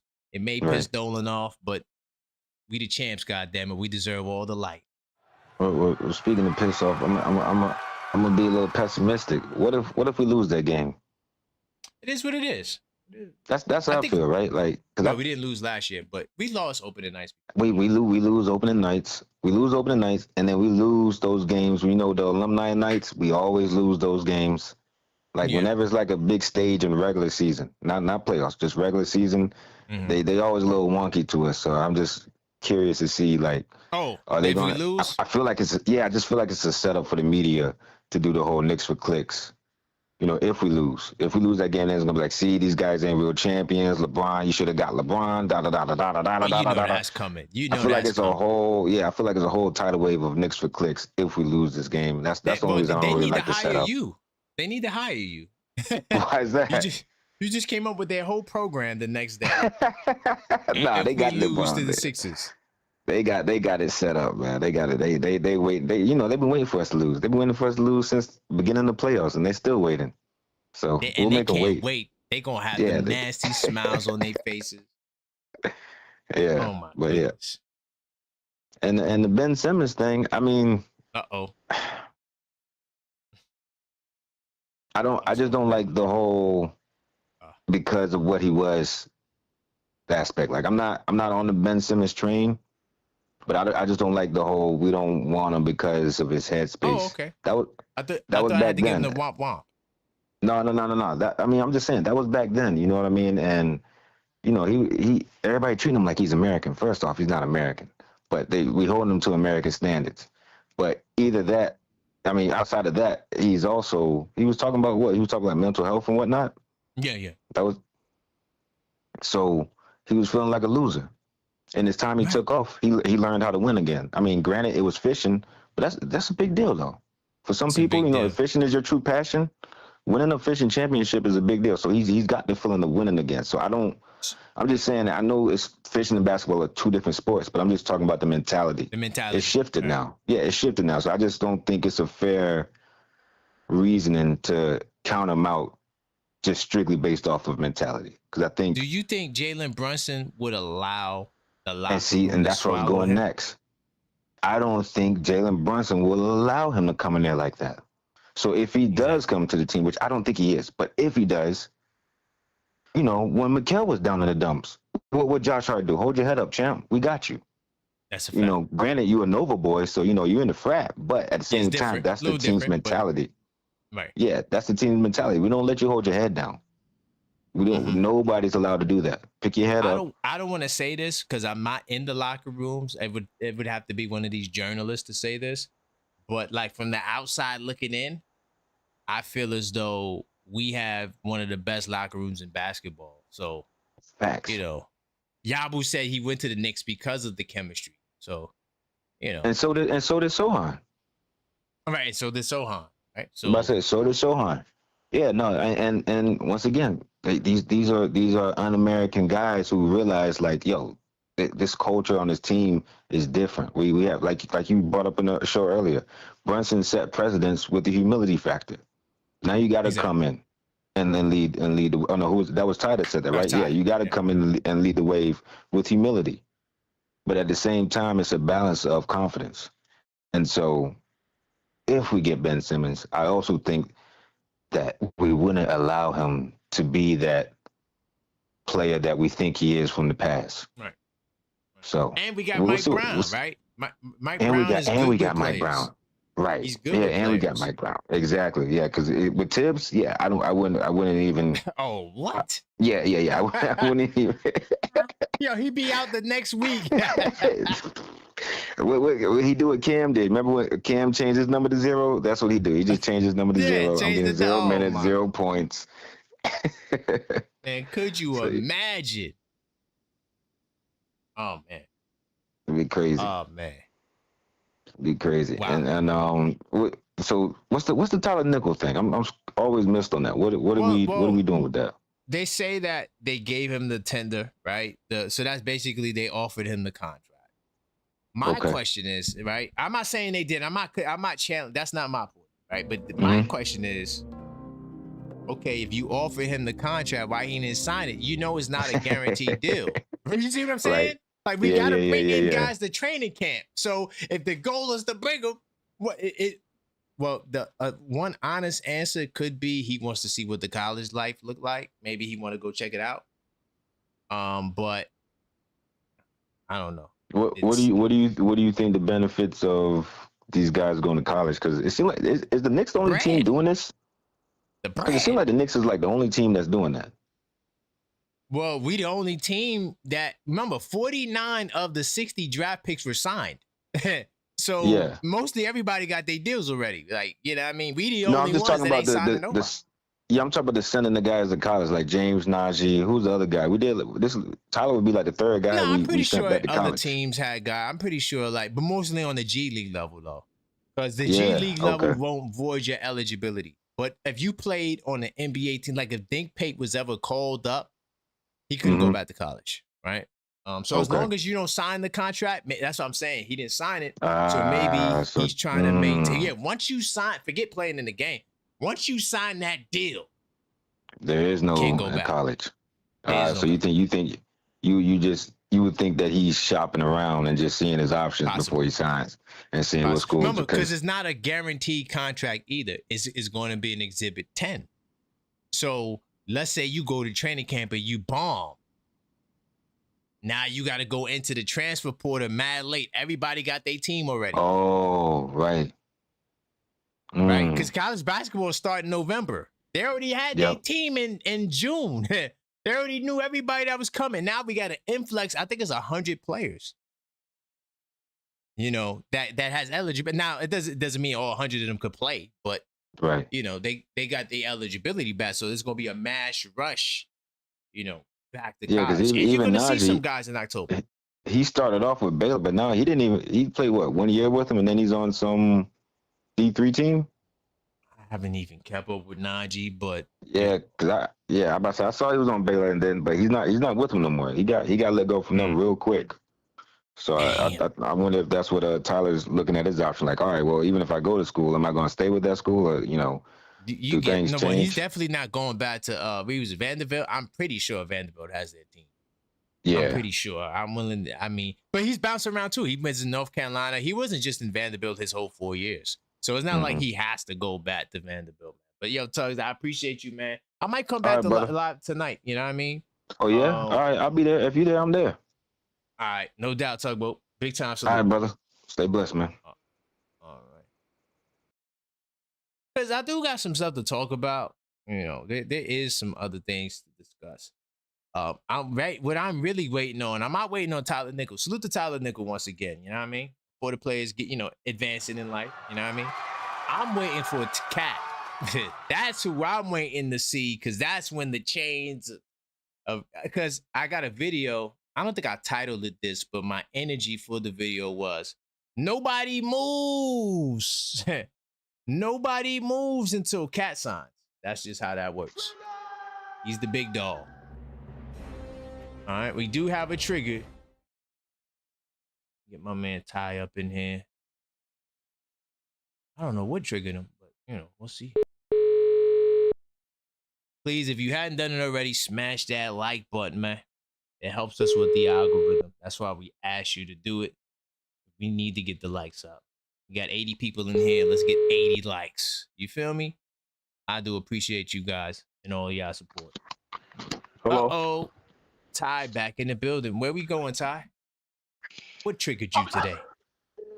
Yeah, like what's going on? Like what's going on? Like I'm confused, and it's okay. It's okay. Like we all don't gotta agree, but we also have some sort of level-headed knowledge, or I don't know, man. Like you're talking about. First of all, let me get to Mitch. The reason why I'm bringing up Mitch is because Mitch said, "Oh, y'all didn't want me." And he said it to Hart, but that was a dig at Jalen Brunson, because Hart can't say who he wants and they bring him on the team. So it was kind of a shot towards Brunson. That's why Brunson didn't respond.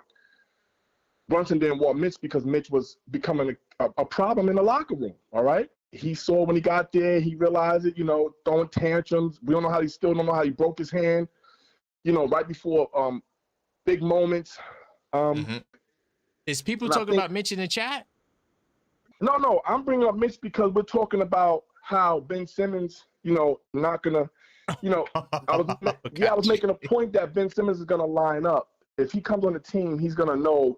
Like I said, Brunson, he set the momentum. He set the tempo and the tempo of how it's gonna be inside the locker room, right? And if Ben Simmons come, he's gonna line up. Jordan Clarkson, he was one of them wild cards before as well. He lined up. We brought Sohan. He was one. He lined up. These guys, they want to be a part of a winning franchise because they know off the court being labeled as a champion a lot of benefits come with that. So they're not just looking at their salaries from the pockets of the, you know, what they're getting for the Knicks, but also off the court as well. So at the end of the day, you know what I'm saying, it's a benefit to be a part of a championship New York Knicks team, for real. And so I wanted to make the comparison that you see how we got Mitchell out of here, right? Because Mitchell was becoming a head case. The Twitter wars, he like all these different things. We had to get him out of here because he was a distraction, you know. And you guys made a good point. Like, we're not going to second apron for a backup, and we're not going to second apron for a guy who's limited in a lot of facets, and also mentally. So that's one thing. The other thing is Pacome Daddy. Can y'all stop this? He had 3 years. I knew that was the trigger. I knew it. Yeah. He had 3 years. Okay, 3 years. What are y'all talking about? What are y'all waiting for? You waiting for Embiid? Waiting for what was his slogan? Trust the process. We got to stop this, man. Tyler Nichols gonna be replacing Pacome Daddy. The writing's on the wall. Okay. He's gonna replace him. He plays better. He's more of an accurate sharpshooter. He hustles. You can't have a rookie like Mo Diawara come in and take your minutes. I don't care what you did in the G League. It's G League for a reason. It's a G League for a reason. Okay? You're sitting here, you're getting the opportunity. You're telling me we paying him almost $3 million just for what? To make sure that our team, we got to stop the cap. Stop it. Pacome Daddy is trade bait, along with my boy, what's his name? Which one? Tyler Collick. Oh yeah, Tyler Collick. Yeah, there's only 3 of them. So. Right. Come on, man. Like, Pacome Daddy, listen, man. Maybe he's gonna be. I think he's just gonna. I think he has the same aura as a Knox. You know what I'm saying? Great. You know, the ceiling looks great, but can they get there? I think so. He's like a Knox. He's like, you know what I'm saying? Frank Ntilikina. That's why we had that topic. They're one and the same. We gotta stop. I'm sorry. I can't. Yeah, I gotta play that. I'm sorry. We said Frank Ntilikina. I know that day was crazy, but I'm just saying, like, I get everybody want to, we're talking about what we're not even seeing. We're talking about what he's doing at practice. How y'all know what he's doing at practice? How y'all know? None of us knows. We're not there. None of us know. Can we stop this and because listen, we got to start really putting on our Knicks level-headed caps, man, because the season get ready to start. The season getting ready to start. So if y'all coming in here in this chat talking delusional and the season getting ready to start, it's gonna be a lot of discord going on Karan's channel. Oh my goodness. There's gonna be a lot of triggers. I'm not gonna be worried about the smoke, man. You gotta make, like, we're champions now. We're not talking from a team who has not won. We won it, so now we can talk from a championship perspective. And now we can set the guidelines on what we want. And that's what Jalen Brunson did. He bet on himself and he won. So now listen, come on. Y'all talking about Pacome Daddy, I want to give him a shot, though, Ty. We got to give him a shot. He had 3 years of a shot. He going to be on the first bus, huh? The first bus. Not even a plane. He going to be on the bus. Let me explain this to you. It's not that he can't play in the league, y'all. He just can't play for us. For the Knicks. I got you. Right, you're not saying like he's a bum. Like, you're not saying, yeah. No, he's not a bum. We picked him. The kid we picked this year is not a bum. He went back overseas. Of course. He wasn't a bum. But the thing is, not a good fit. He's not a fit for us. Now he can be. Now you know where he can go, and I help y'all out. He can go to one of them new franchises that's coming. Them new expansion teams. Let him go there. Let him go there. I think you were gonna say Memphis. You know, everybody goes to Memphis. That's a fact. That's a fact. Okay. He got to go to a new franchise team. He can't even go. He got to wait for the new franchises to come out. That's crazy. Yeah, fam, because guess what? He can do whatever he wants there. He can gun like he gun and still be missing. And I mean, he has a prototype look, right? 6'8". You know, he was shooting the ball. He was chucking over there overseas. I'm not saying he wasn't good over there, but for the New York Knicks, I'm sorry, fella. We have standards over here. And I'm sorry, our bar is set high. And you're not cutting the mustard. It's not that you can't play in the league. You just can't play for the championship New York Knicks. You can't. because we expect more, and we gave you 3, and you haven't shown us anything. You haven't showed us anything. That's all fair. Yeah, that's all fair. I think that what you're requesting or what you're expecting, I don't think that is like out of this world. Fam, I'm not being delusional. I'm not saying he's trash. I'm just saying he's not for us. Sometimes you can like somebody, you can like the idea of someone, but that don't mean you're supposed to date them. Sometimes you can like the idea of a job, but that don't mean you have the credentials to get the job. It's okay. Oh, stop talking, stop disrespecting us, talking about Pacoma's helping our practice players, and he can't even get on the floor. Now, Mo Diawara, he showed sparks. He showed there was times Mo was on a nice stretch, and there was times Mo was like, what is Mo doing? Sometimes he playing good defense, sometimes he getting cooked on defense. But one thing about Mo, he was out there trying, he put up numbers, and with his prototype, he's showing us glimpses of him being able to make the team and be an asset to the team. 100%. As far as Pacome Daddier, he did not do that for us. He's not doing that for us, and I'm sorry. You know what I'm saying? If we can let Porty go, if we can let Clarence, or we can let these players go who actually got on the floor. Porty made a key block in our run in the playoffs, okay? And we still let him go. So you think we gonna keep somebody who's not even showed us anything yet? Yo, you know what, Ty? Anybody and everybody's on the table, for Leon Rose. So those three guys, Deuce, Pacome, and Thing. Bro, if you don't think they on the table right now being analyzed, don't mean they're gonna go. Listen, it doesn't mean Deuce. I would hope Deuce. I like Deuce. I love Deuce. But I think we trade Deuce to get somebody over here that we need, not want that we need. Because he's a good trade asset, right? We can get something back for him. He's a great trade asset. He is the epitome of a trade prospect, from contract to play, all of that. Facts. And so I asked you guys, since y'all want to talk about Pacome, what can we get back for Pacome Daddier? See that? See how simple that is for y'all? Stop playing with us, man. Because I'm gonna go there with him generically. Damn. But you know what? Okay, I'll go there and I'm gonna get off the call. What about Mo Diawara? Do you think we can get something for Mo Diawara? For sure. But he ain't on the block. I don't think he's going to be on the block. But that's a whole nother topic. But I appreciate That's why we took care of him early. That's a fact. You know what I'm saying? We took care of him early. But see, here we go. And I'm gonna look in the chat. June is trolling me, but let me JJ, whatever his name is, J June. I don't know who that is, man. Who is the guy? That might be the Brownsville Spurs fan.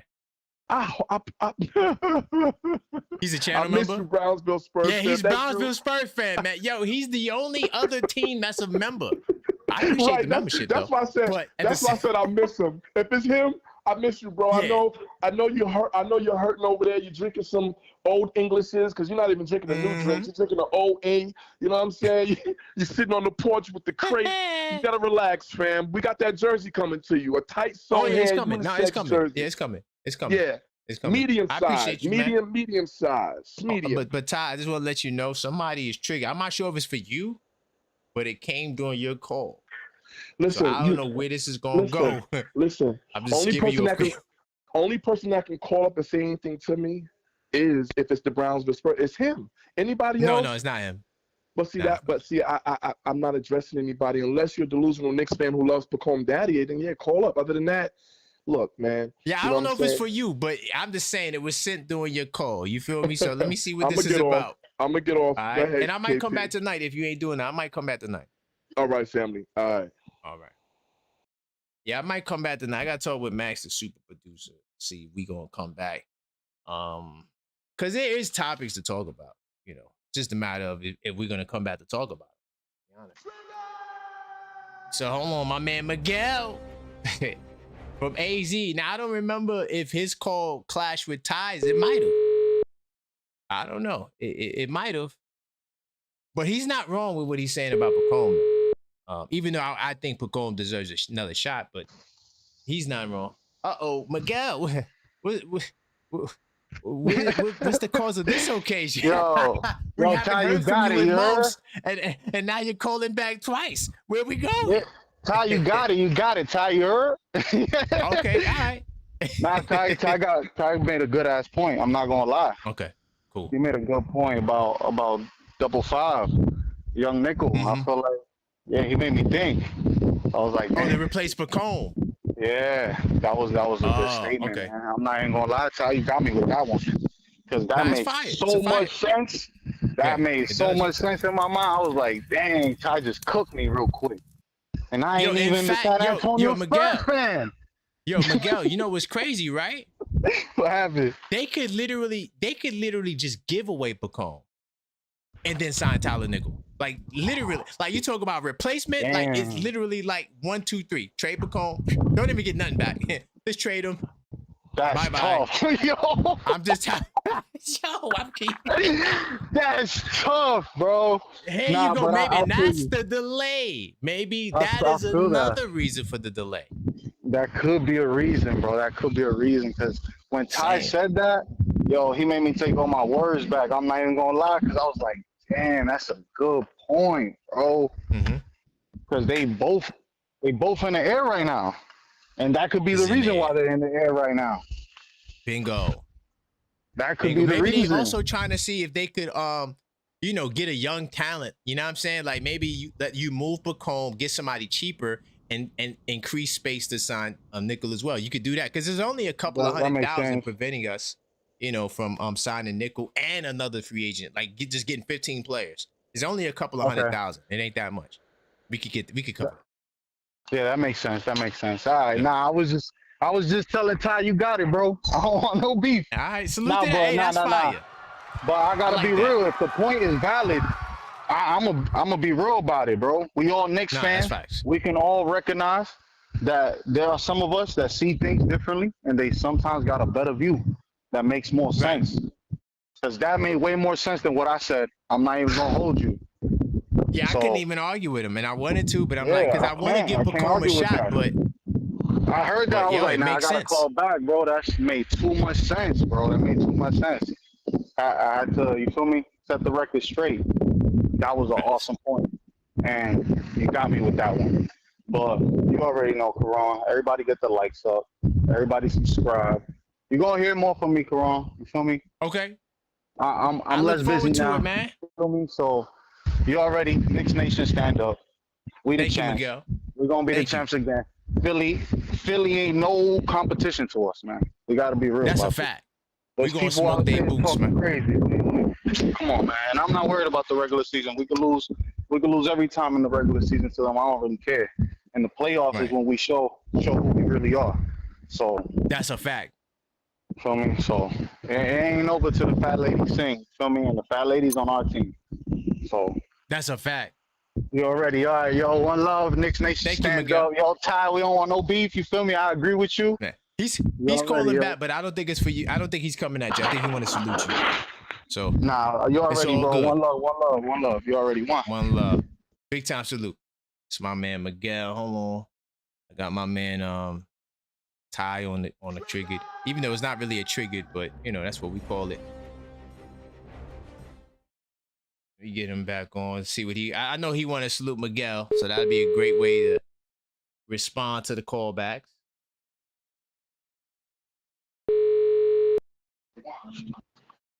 Hello? Hey, man, he called to show you some love, man. Yeah, I just wanted to call in and try and say salute to Miguel, because it wasn't really at him. I just, you know what I'm saying? I didn't even know, but I appreciate that, man. And we all on the same team. And like I gotta concede some time. Like, our women call up, Tugboat call up. We just gotta show love to each other, and I appreciate that coming from him. But I wanted to say something to you, KP. Salute to you, Miguel, definitely. Yo, and I want you to be honest. KP, are you concerned with Philly? No, hell no. No, I just don't think they're as bad as a lot of Knicks fans are saying. I think they're gonna give people some trouble, but not us, because of the way we built. Can you? I'm not trying to be funny. Can you explain that? Like, because before you was like you feel like they're gonna be like number 2 or whatever. But can you? So you think? So I'm asking you, like, do you think we're gonna play them in the Eastern Conference Finals? Yeah, my rundown, I went the Pacers in the first round, Heat in the second round, and 76ers in the Eastern Conference Final. Got it. That's my rundown. Got it. I want to take away all excuses. I want them all to be healthy and at their. I want the Philadelphia 76ers to win 65 games. So when we beat them, I don't want to hear, oh no, it was a weak East and that. No, I want, I'm like Floyd Mayweather with it. We talk about opponents. Yeah, he's a good fighter. He get two-time champion. You know what I mean? Trying to get themselves. You feel me? Right. Okay. So yeah. Okay. I want them to be good. And what do we beat them? What's the series? What's the series? Probably 5. Knicks in 5. That's what we do. We don't go no further than that. I mean, we did with the Hawks, but that was before we made the adjustment. But yeah, about 5 games. Okay. Got it. Okay. All right. And the trigger was not for Miguel, obviously. I just want to show him some love. The trigger's for. No, I know. The trigger was for Brownsville Spurs fan. That is him. Hey, Brownsville. Yeah, Brownsville. See, I can't do the Twitter finger thing and Warren. I gotta see. You scared to call up. I'm not. I'm gonna pay the money and support Quran. I'm gonna call up to speak what I gotta speak, fam. But that shows me why you're a Spurs fan. You don't have the heart to call up, champ. Call up. Do a merge call. Let's go. Do a merge call. I'm not gonna text you back and forth. I'm not doing that. I'm gonna speak straight to the horse's mouth, fam. Call up. Let's talk this talk. Quran's the mediator. Spend that money. I spend the money. You know what I'm saying? And call up. You know what I mean? Because you talking about I'm a Harper fan. I am. Y'all don't deserve Harper. You deserve Harper's nice. Who said Harper wasn't nice? No, but Nobody he's saying that? No, he's saying I want him. I do want him on the Knicks. That's a fact. But he also if I could get Harper on the net, are you kidding me? Right. See, see, I'm being honest with him. And then he told me, then he's saying, I like Chris Duhon. He's trolling. But here's the thing about Spurs fan. You only go where your leader goes. And because you're a Spurs fan, see how easy this is, Spurs fan? You only gonna go where your leader goes. Where did Wemby take y'all? Talk to y'all never. Didn't he say that? Didn't he say that with his scary self? Didn't he lead his team off a cliff, throwing the ball to the back of one of his point guards? Didn't he lead his team choking, getting laid up by Jalen Brunson in pinnacle moments of the game, getting a 3-shot over his hands, outstretched, but he's the best player in the world. He's the greatest defensive player in the world. Stop the cap.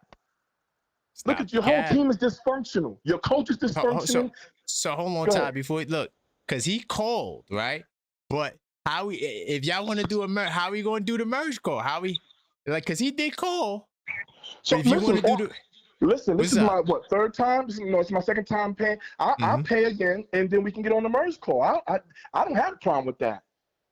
Hey, Brownsville, if you try to do something, man, you gotta send me something, Brownsville. Let's see. Let's give him a second to see how. No. If he doesn't, I will pay for him to get on the call.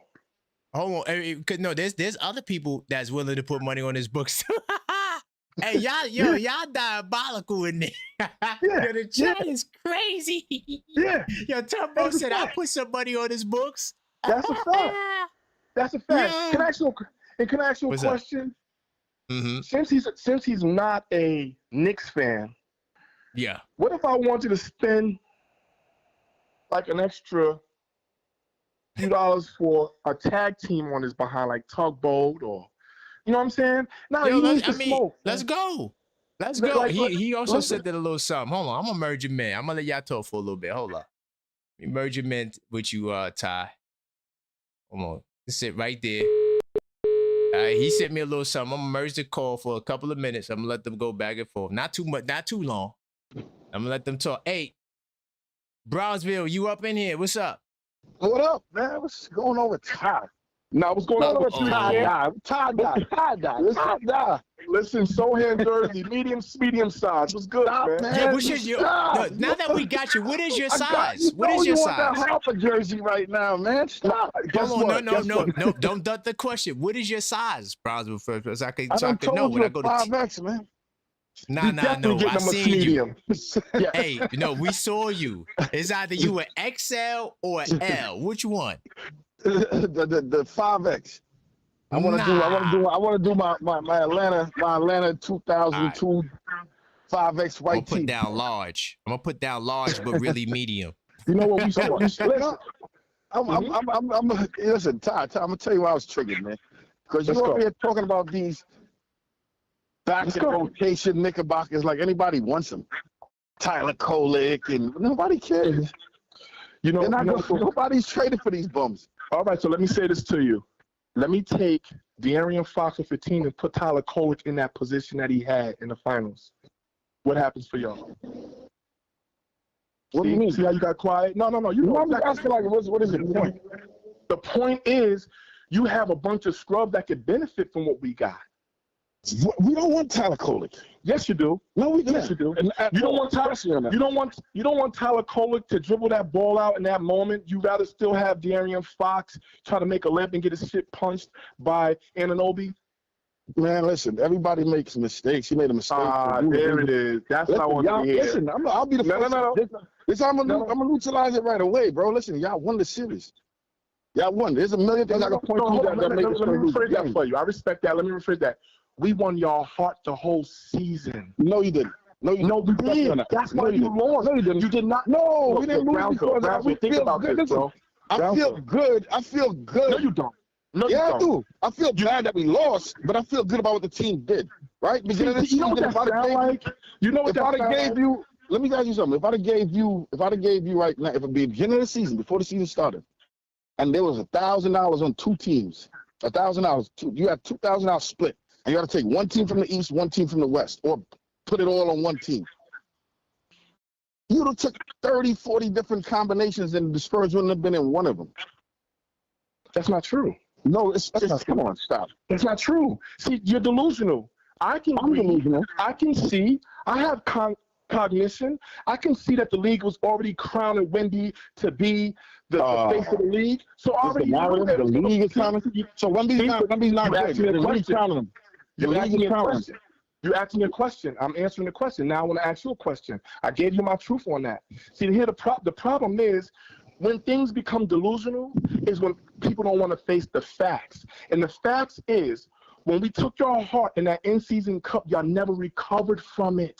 You were up every game in the finals by 10-plus points, okay? You never recovered. Why? Because a lot of times when a team takes your heart, you play in the game, but mentally you already lost. When they walk to the ring against Floyd Mayweather, when they walk to the ring against Muhammad Ali, when they walk to the ring against Mike Tyson, they already lost the fight. They put up a fight. So here's where I want to stop you right there. No, see, that's the problem. You talking about a one and done. I haven't spelled victory in 53 years. You're still delusional. And now you want to talk like you're Muhammad Ali. Get out of here. You're not champ. You're not no perennial champ. Now we're not the champs. See, no, you are. Everything coming out right now is delusional. Now we're not champs. We just won. Listen, you had the same exact record as the Brooklyn Nets. How many championships? The last 30 years. How many championships? You won a championship. This is going to destroy you right now. How many championships do the Spurs currently own? How many? Five. How many do the Knicks own? 3. You see, you missed it. That's the point I'm making. We're not just a new team that's not familiar with winning. We're called the Mecca for a reason. No, listen, you missed it. Have been in the NBA for 40 years. They got 5 rings, which means they won one every 8 years. But that's been my in the NBA. Hold on, I got it. I'm gonna walk. I'm gonna hold your hand. We're gonna walk in a fake G League somewhere. I'm gonna hold. See, you gotta let me go. See, you're delusional and obnoxious. That's why y'all lost. The same premises. That's why we lost. I'm delusional. Let me hold your hand. I'm gonna hold your hand and walk you to the crib. I'm gonna hold your hand and walk you to the crib. Mine. Yeah, let me show you. See, look. The first time in a fancy restaurant in 53 years. But see, you know what? You know what the handkerchief is made of. But that's you know what the tablecloth is made of. But that's the humility and hungriness that we have. Everybody hungry and going for food. Brownsville can't get a steak every once in a while. Brownsville Spurs fan. You're gonna make me go there. I'm gonna get a steak every once in a while. See, now you're going off of 1999. How many years ago was 1999? I'm not going over it. I never mentioned it once. Why were you a Spurs fan? Why were you a Spurs fan? Because you was a Knicks fan with Rod Strickland, and you ran over them dudes and thought them dudes to trust. That's a Jay-Z bar. You sitting up here calling up trolling. You're a real Knicks fan. We're gonna get you a Sohan jersey. That's a Smitty style. That's a fact. You're sitting here talking about Wemby. Wemby's gonna be out the league in about 5 years. I'm telling you, 1-1-4, bro. 1-1-4. You won by 1-1-4, bro. But did you hear what you're saying? Yes, Did you hear what you're saying? 1-1-4. But You didn't win by no landslide. You didn't win we did. You won by 1-1-4. You lost Dude. 72% of the series, and you won by 1-1-4. You sound now. He sounds Y'all like need the to get He better. sounds like Y'all the need to Cleveland get better. Browns Y'all like coach. worse. You sound like the Cleveland. You sound like the Cleveland Browns. No, the no, Cleveland I never said that. I never said y'all. No, you said no. You said it. You said it. You see, I get Cleveland. You're just sorry over there. The Cleveland Cavaliers. Stop, man. Yeah, but hold on. I got you. You don't want me to speak. This is your future. You don't want me to speak. The Knicks have peaked. See, I think what you're saying is you're in your feelings right now. One, you're still not champions. Two, you're sitting here. Listen. Two, you're talking about what we're not familiar with, right? You're not letting me get my point across because you don't want to hear the facts. The fact of the matter is, Wemby had one opportunity. He's going to be out of the league within the next 6 or 7 years, right? You know this. And now, at the end of the day, this is a fact. I'm waiting for a fact. You haven't said one thing that's factual yet. The fact is, you're nervous that the Knicks is going to what? Win again. You know that. The minute you say going, the Spurs is not going to be in the Western Conference Finals. Speak of fact is something that already happened. You can't tell me anything. Why can't I? Happened already. We won. So let's talk about facts. We're the champs, champs, right? Facts. This is what I'm talking about facts. What's the fact? Is a bum. See, you lost your best. You lost your best defender. See, no. KP, I got this. You not let me talk. I got this. Damn. You said Cat is a bum. Yeah. Now you're gonna have me expose you. You're sitting over here talking about Karl Anthony Towns is a bum. You know why you hurt? Because you was a Knicks fan. You ran with Rod Strickland. You got dropped off over in San Antonio. You won't come back. Now you're sitting here trying to find a reason to debunk the Knicks when the Knicks have done what the Spurs didn't do and every other team didn't do. Let me tell you. Let me speak. Brownsville, no. Hold on, let me say this point. Let me say this point. When you're talking about the Knicks, you guys won 5. In what fashion did you guys win it? We talk about Cleveland. No, you talked about 1-4-4. Ask me a question. Let me answer with facts. With facts. Yes. With facts. We beat the Nets. We beat the Knicks. We swept Cleveland with LeBron James. You missed it. Beat the dominant team. You missed it. Beat the dominant team. Okay, so Brownsville. Let's keep this. So that way let's let KP do this. Let me respond to that. One, let me respond without you interrupting, and I'll let you do the same. Let me just get my point out. Yeah, let me say this to you. When you're talking about when the Spurs won, you guys couldn't win till you got a Timmy Duncan over there, a a lottery. We haven't got a lottery, but let's continue. Exactly. We haven't got a lottery. You guys, listen. Let me finish. You had the Admiral over there, a top 50 greatest player. Then you ended up getting a young Tim Duncan, who was the first, the lottery pick, right? So boom, you guys win. I asked you, you missed the question. I asked you in what fashion. See, when the Knicks won, we broke all the records that the NBA had to offer when it came to playing in the playoffs and the finals. So I'm gonna ask you again. How can you debunk the Knicks and what they've done? Even if you want to say it was luck, was it really luck? All right. So you finished? Are you finished? Right. Oh. So I will say 1-1-4. If anybody can agree that 1-1-4, a bounce here, a bounce there, the games are different. Nobody can say. You know what? Hold on. You're not letting me finish, though. You're not letting me finish. Okay, go ahead. Now you're talking about the Spurs are lucky. You act like the Knicks don't have a bunch of lottery picks on their team.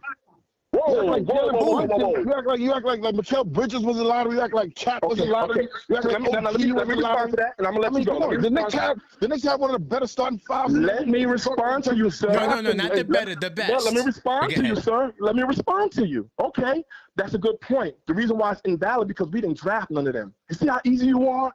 We didn't draft you. Didn't draft none of them. That's my point. You didn't draft. Y'all stole. That's what I'm talking about. Y'all didn't pick nothing. Y'all waited for the point. Else was like, okay, we're going to take him. The one dude that y'all did develop was average at best, but he fit into y'all. But you're missing Mitch Robinson. You see, you're missing the point. The point is, you guys had the #1 overall pick, and you got Tim Duncan out of Wake Forest. Right? That's not a good. And to go along with the players to win, man. If y'all didn't have Brunson, y'all wouldn't have won. You need players to win. Now, but what do you think you would have won without Tim Duncan? No, Hell no. No, we wouldn't have. Then the last one was killing. He was killing the Avalanche. Y'all needed Brunson to win. Y'all win without Brunson. You think Chuck? Of course, we know that. But we know that. That's the point. Okay, so why you with your argument? I'm not getting no, the argument because we had a player. Because you're delusional. You're talking about you guys drafting. Oh, listen, we got a better team than y'all, right? We got a brighter team. What? We got better one-on-one players. How do you have a better team? You just lost. Better team than y'all. He just lost. Why? Yo, listen, KP, they didn't just lose. They drafted Castle. They drafted Cassell. They drafted Wemby, a number one overall pick. You are trash. The team is trash. That is the number one overall pick. We have the same amount of number one overall picks as y'all. What are you talking about? No. Y'all have one. We have. When the last time we had a lot of Wemby's picks? better than Cat. And Wemby's better than Cat. Wemby's a true number one. You said Wemby's better than Cat? Yes, he is. He's a true number one. You know what you just did? You put another nail in your coffin. What I just do? I told you the truth. You put another nail in your coffin. How? How? Listen. Okay. How? I realize How? No. Because, bro, you didn't make not one point. Hold on, you said you only had one number one pick. Hold on. We gotta cut the cap. You said you had one first round pick overall. You said that? Did you just say that? He's not listening. You guys have a number one draft pick. We have a number one first round pick too. A lot of you drafted Tim Duncan. KP, that was drafted number one overall. KP, Tim Duncan was number one. Yo, it's not the Spurs' fault. They management team is better than y'all. Y'all traded y'all tanked. They picked over the 90s, man. Y'all traded Let KP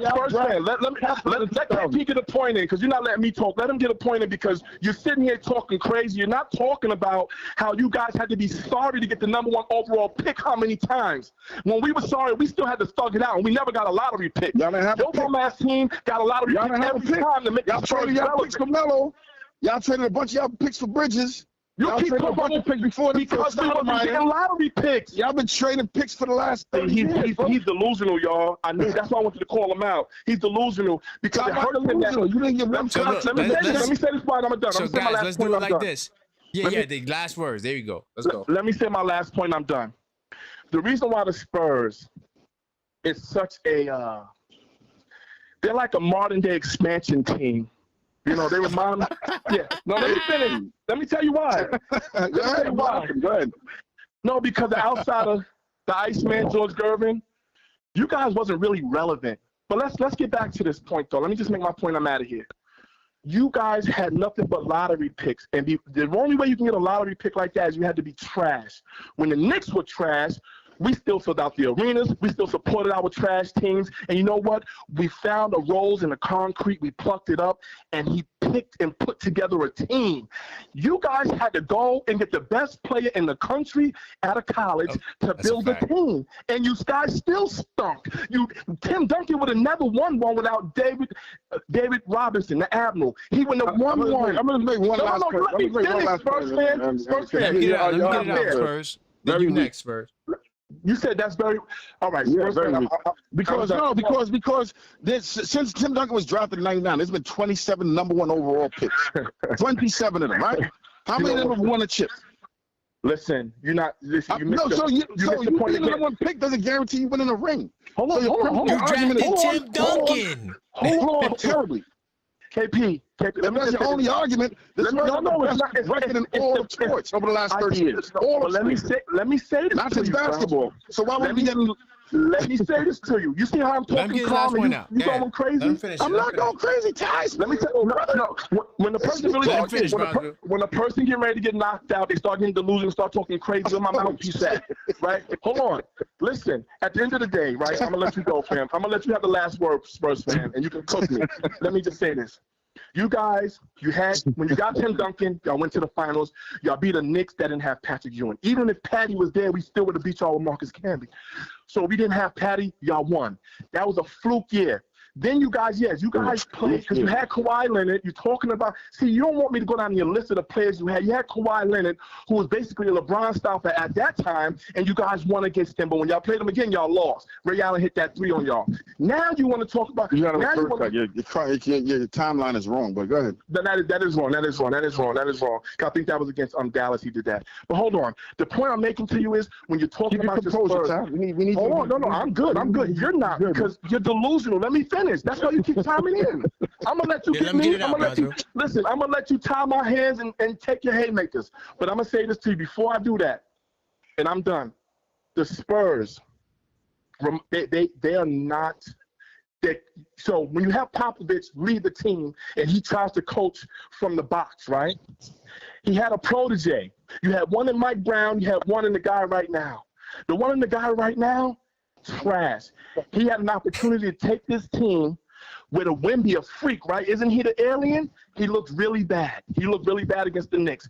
Karl-Anthony Towns pulled him out of the paint. No, you couldn't funnel us to Wemby because we had too many shooters on the outside. That's why you guys are exposed. We're not the team that y'all play. Y'all funneling us to Wemby so he can block shots. No, your team is only built off of #1 lottery picks overall. And every time you guys get those type of players, y'all make a nice little splash in the playoffs, may get to the finals. But after that, your time was short on top like leprechauns, right? Like the Celtics. You guys are trash. When you're talking about the Knicks, Leon Rose built the Knicks. He plucked and pulled and plucked and pulled and built a team. You guys gotta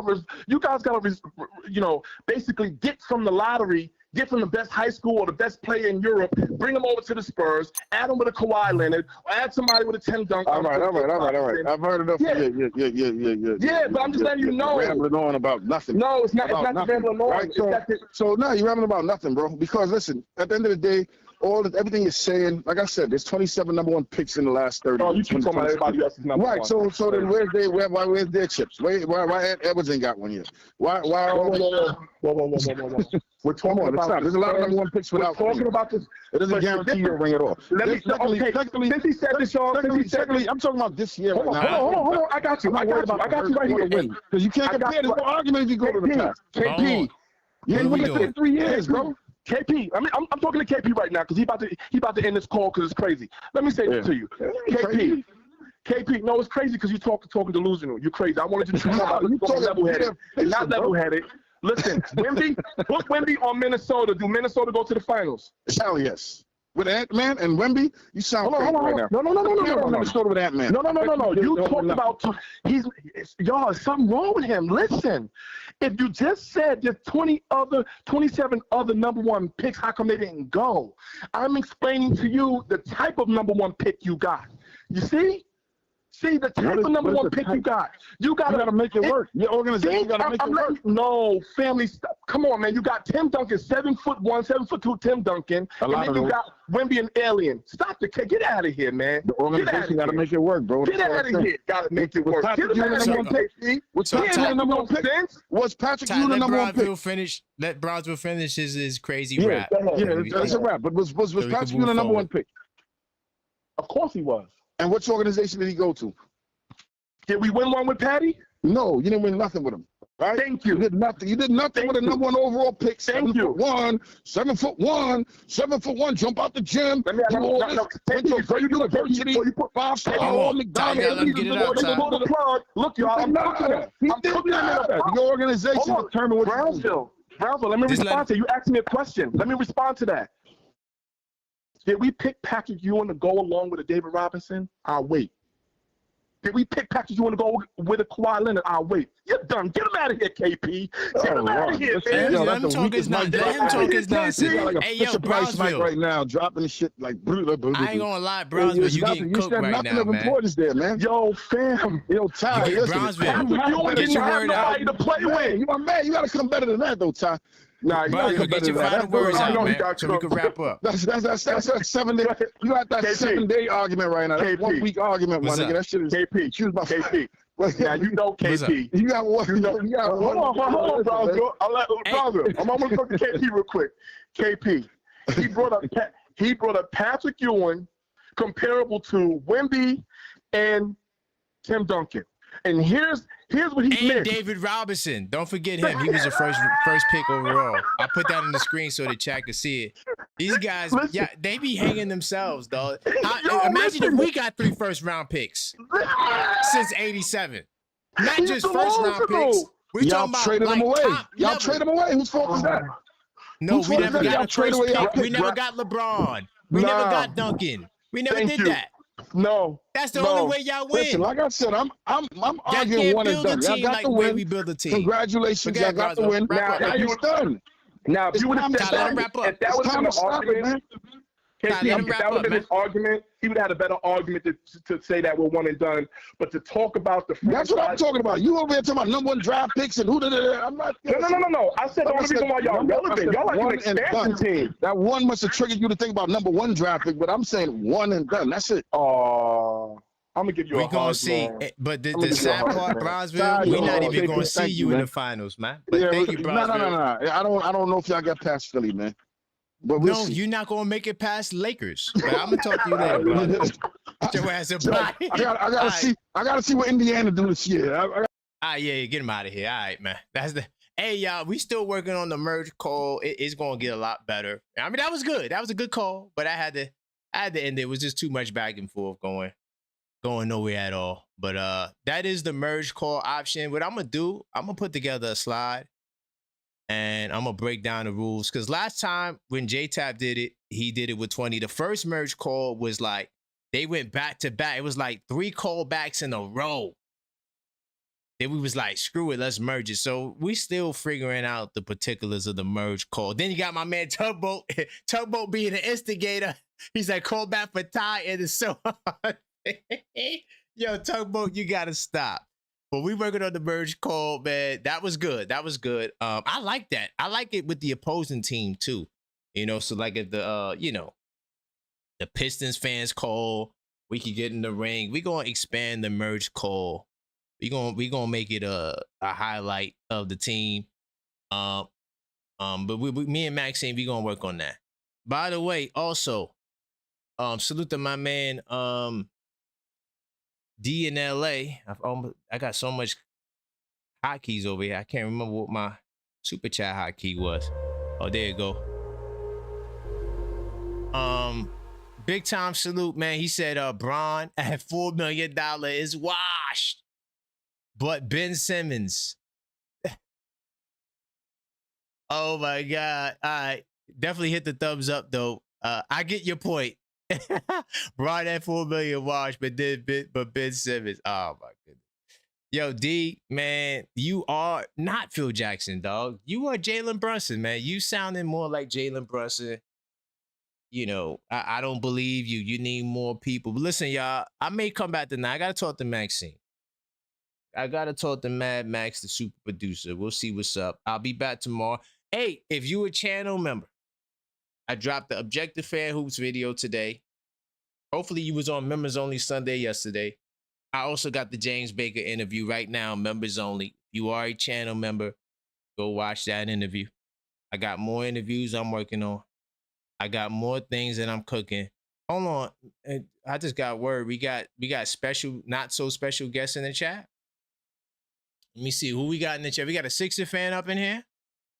Hey, yo, to you Sixers fan, get your best content creator and tell him that the Objective Fan, he wants all the smoke. He thinks that the Knicks will gentlemen sweep the Sixers in the series. Y'all don't have a prayer's chance in hell against us. So, hey, if you listening to my voice, ain't nobody spooky in the woods over here. We ain't thinking about LeBron. Honestly, the average Knicks fan think that the 76ers are not going to be a good team. Me, I want y'all to be good. So when we bust y'all ass in the playoffs, there's not going to be no, oh, the East was weak. I want y'all to win 65 games. I'm dead ass serious. So when we see y'all in the playoffs, they're going to be like, damn, why did the Knicks do them like that? So, hey, get your best content creator out there in Philadelphia. All right, we knocking on doors. We trying to see who really like that. If you really like that, you want to step in the ring with me, let's set it up. All right? I want to smoke with any single one of y'all, especially the goddamn Philadelphia 76ers. Y'all are little brothers. Think about it. When we talk about rivalry, we don't think about Philadelphia. That don't come to my mind when I think about rivalry. I'm gonna keep it real. Like, we beat y'all twice in the playoffs. Y'all easy work, dog. We beat y'all in 5 games, 6 games, 4. It don't matter the games. The bottom line is we beat Dustin y'all up. Didn't we sweep y'all back in the day? Do we need to go back? Like, we have a resume of whooping Philadelphia ass. And if you think that one guy or 2 guys are good, by the way, it's a team up of losers. The 76ers lost. All right. And then you go and get another guy who lost, Jaylen Brown. You go add another loser to the fold. And what do you think we're going to do? Now you got an old ass LeBron James coming to save the day. We're going to put him in pick and roll, dog, all goddamn day. We're going to make them 40-year-old legs feel it. So, hey, go get your best content creator. Tell him the objective Knicks fan he want the smoke. He said, damn, he going to dust you off. He don't care who you are. You could work for NBA TV. It don't matter. You come over here. This is the Lion's Den. I got a show called The Knicks War Room. It ain't built for nothing soft over here. Ain't nothing soft over here, and it's very disrespectful. I'm just letting you know. And we coming with that energy, but we going to keep it peaceful in the debate. You know what I mean? I don't want to scare people off, but I'm just saying, when it comes to that talk, hey, dog, it's going to get heated. But if you want to get in the ring and swing. Of course, I'm talking about over the mic. So, hey, yo, Za, go get your best content creator today. That's your role. You report back to Philly. This is what you do. Go get a clipboard, report back to Philly, and tell them I want the smoke with any one of them. They could have 2,000 subscribers or 200,000 subscribers. I don't give a damn who they are. I got a couple of your people in my scope. But, yo, you know the sad part about Philadelphia media? Y'all don't even believe in y'all team like that. That's the sad part. Half of y'all like, I don't know. Y'all all scary and spooky in the goddamn woods. So I know that's why y'all don't want to get in the ring with me. But, hey, just let them know. I'm here. I see him. Listen, dude, you ain't really saying nothing for me to respond to. Like, I want you to say, all right, I'm going to go tell them. All right? That's what I want you. If you ain't saying that, you ain't telling me nothing. All right? So, yeah, if you're not saying that, I don't got nothing to say. But we ready for the smoke. And by the way, opening day. Ooh, hold up. I got the lineup. Look, we could set the debate up like right before opening day. Right before opening day, we have the debate. Me versus the losing ass Sixers fan. And it is going to be a movie. You got me? All right, that's what I want to hear. You got me. All right. So look, my email is on the screen right there. That's the best way to contact me. So you could let them know. You could screenshot that. Bow. Send it to your best content creator in Philadelphia. Right. I don't want the humble ones that's like, oh, I don't know if we're going to be that good. I don't want those guys. I want the guy that's like, yo, Philly is the best. Oh. So I could cook them and put them on a goddamn grill. I do this for real. Not for play. But yeah, thank you. That's all I wanted to see. That's all I wanted to see. But look, man, I may be back tonight. I may not be back tonight. I don't know. We'll see how it go. I'm about to talk to Maxine, the super producer. And until next time, as always, let's Knicks.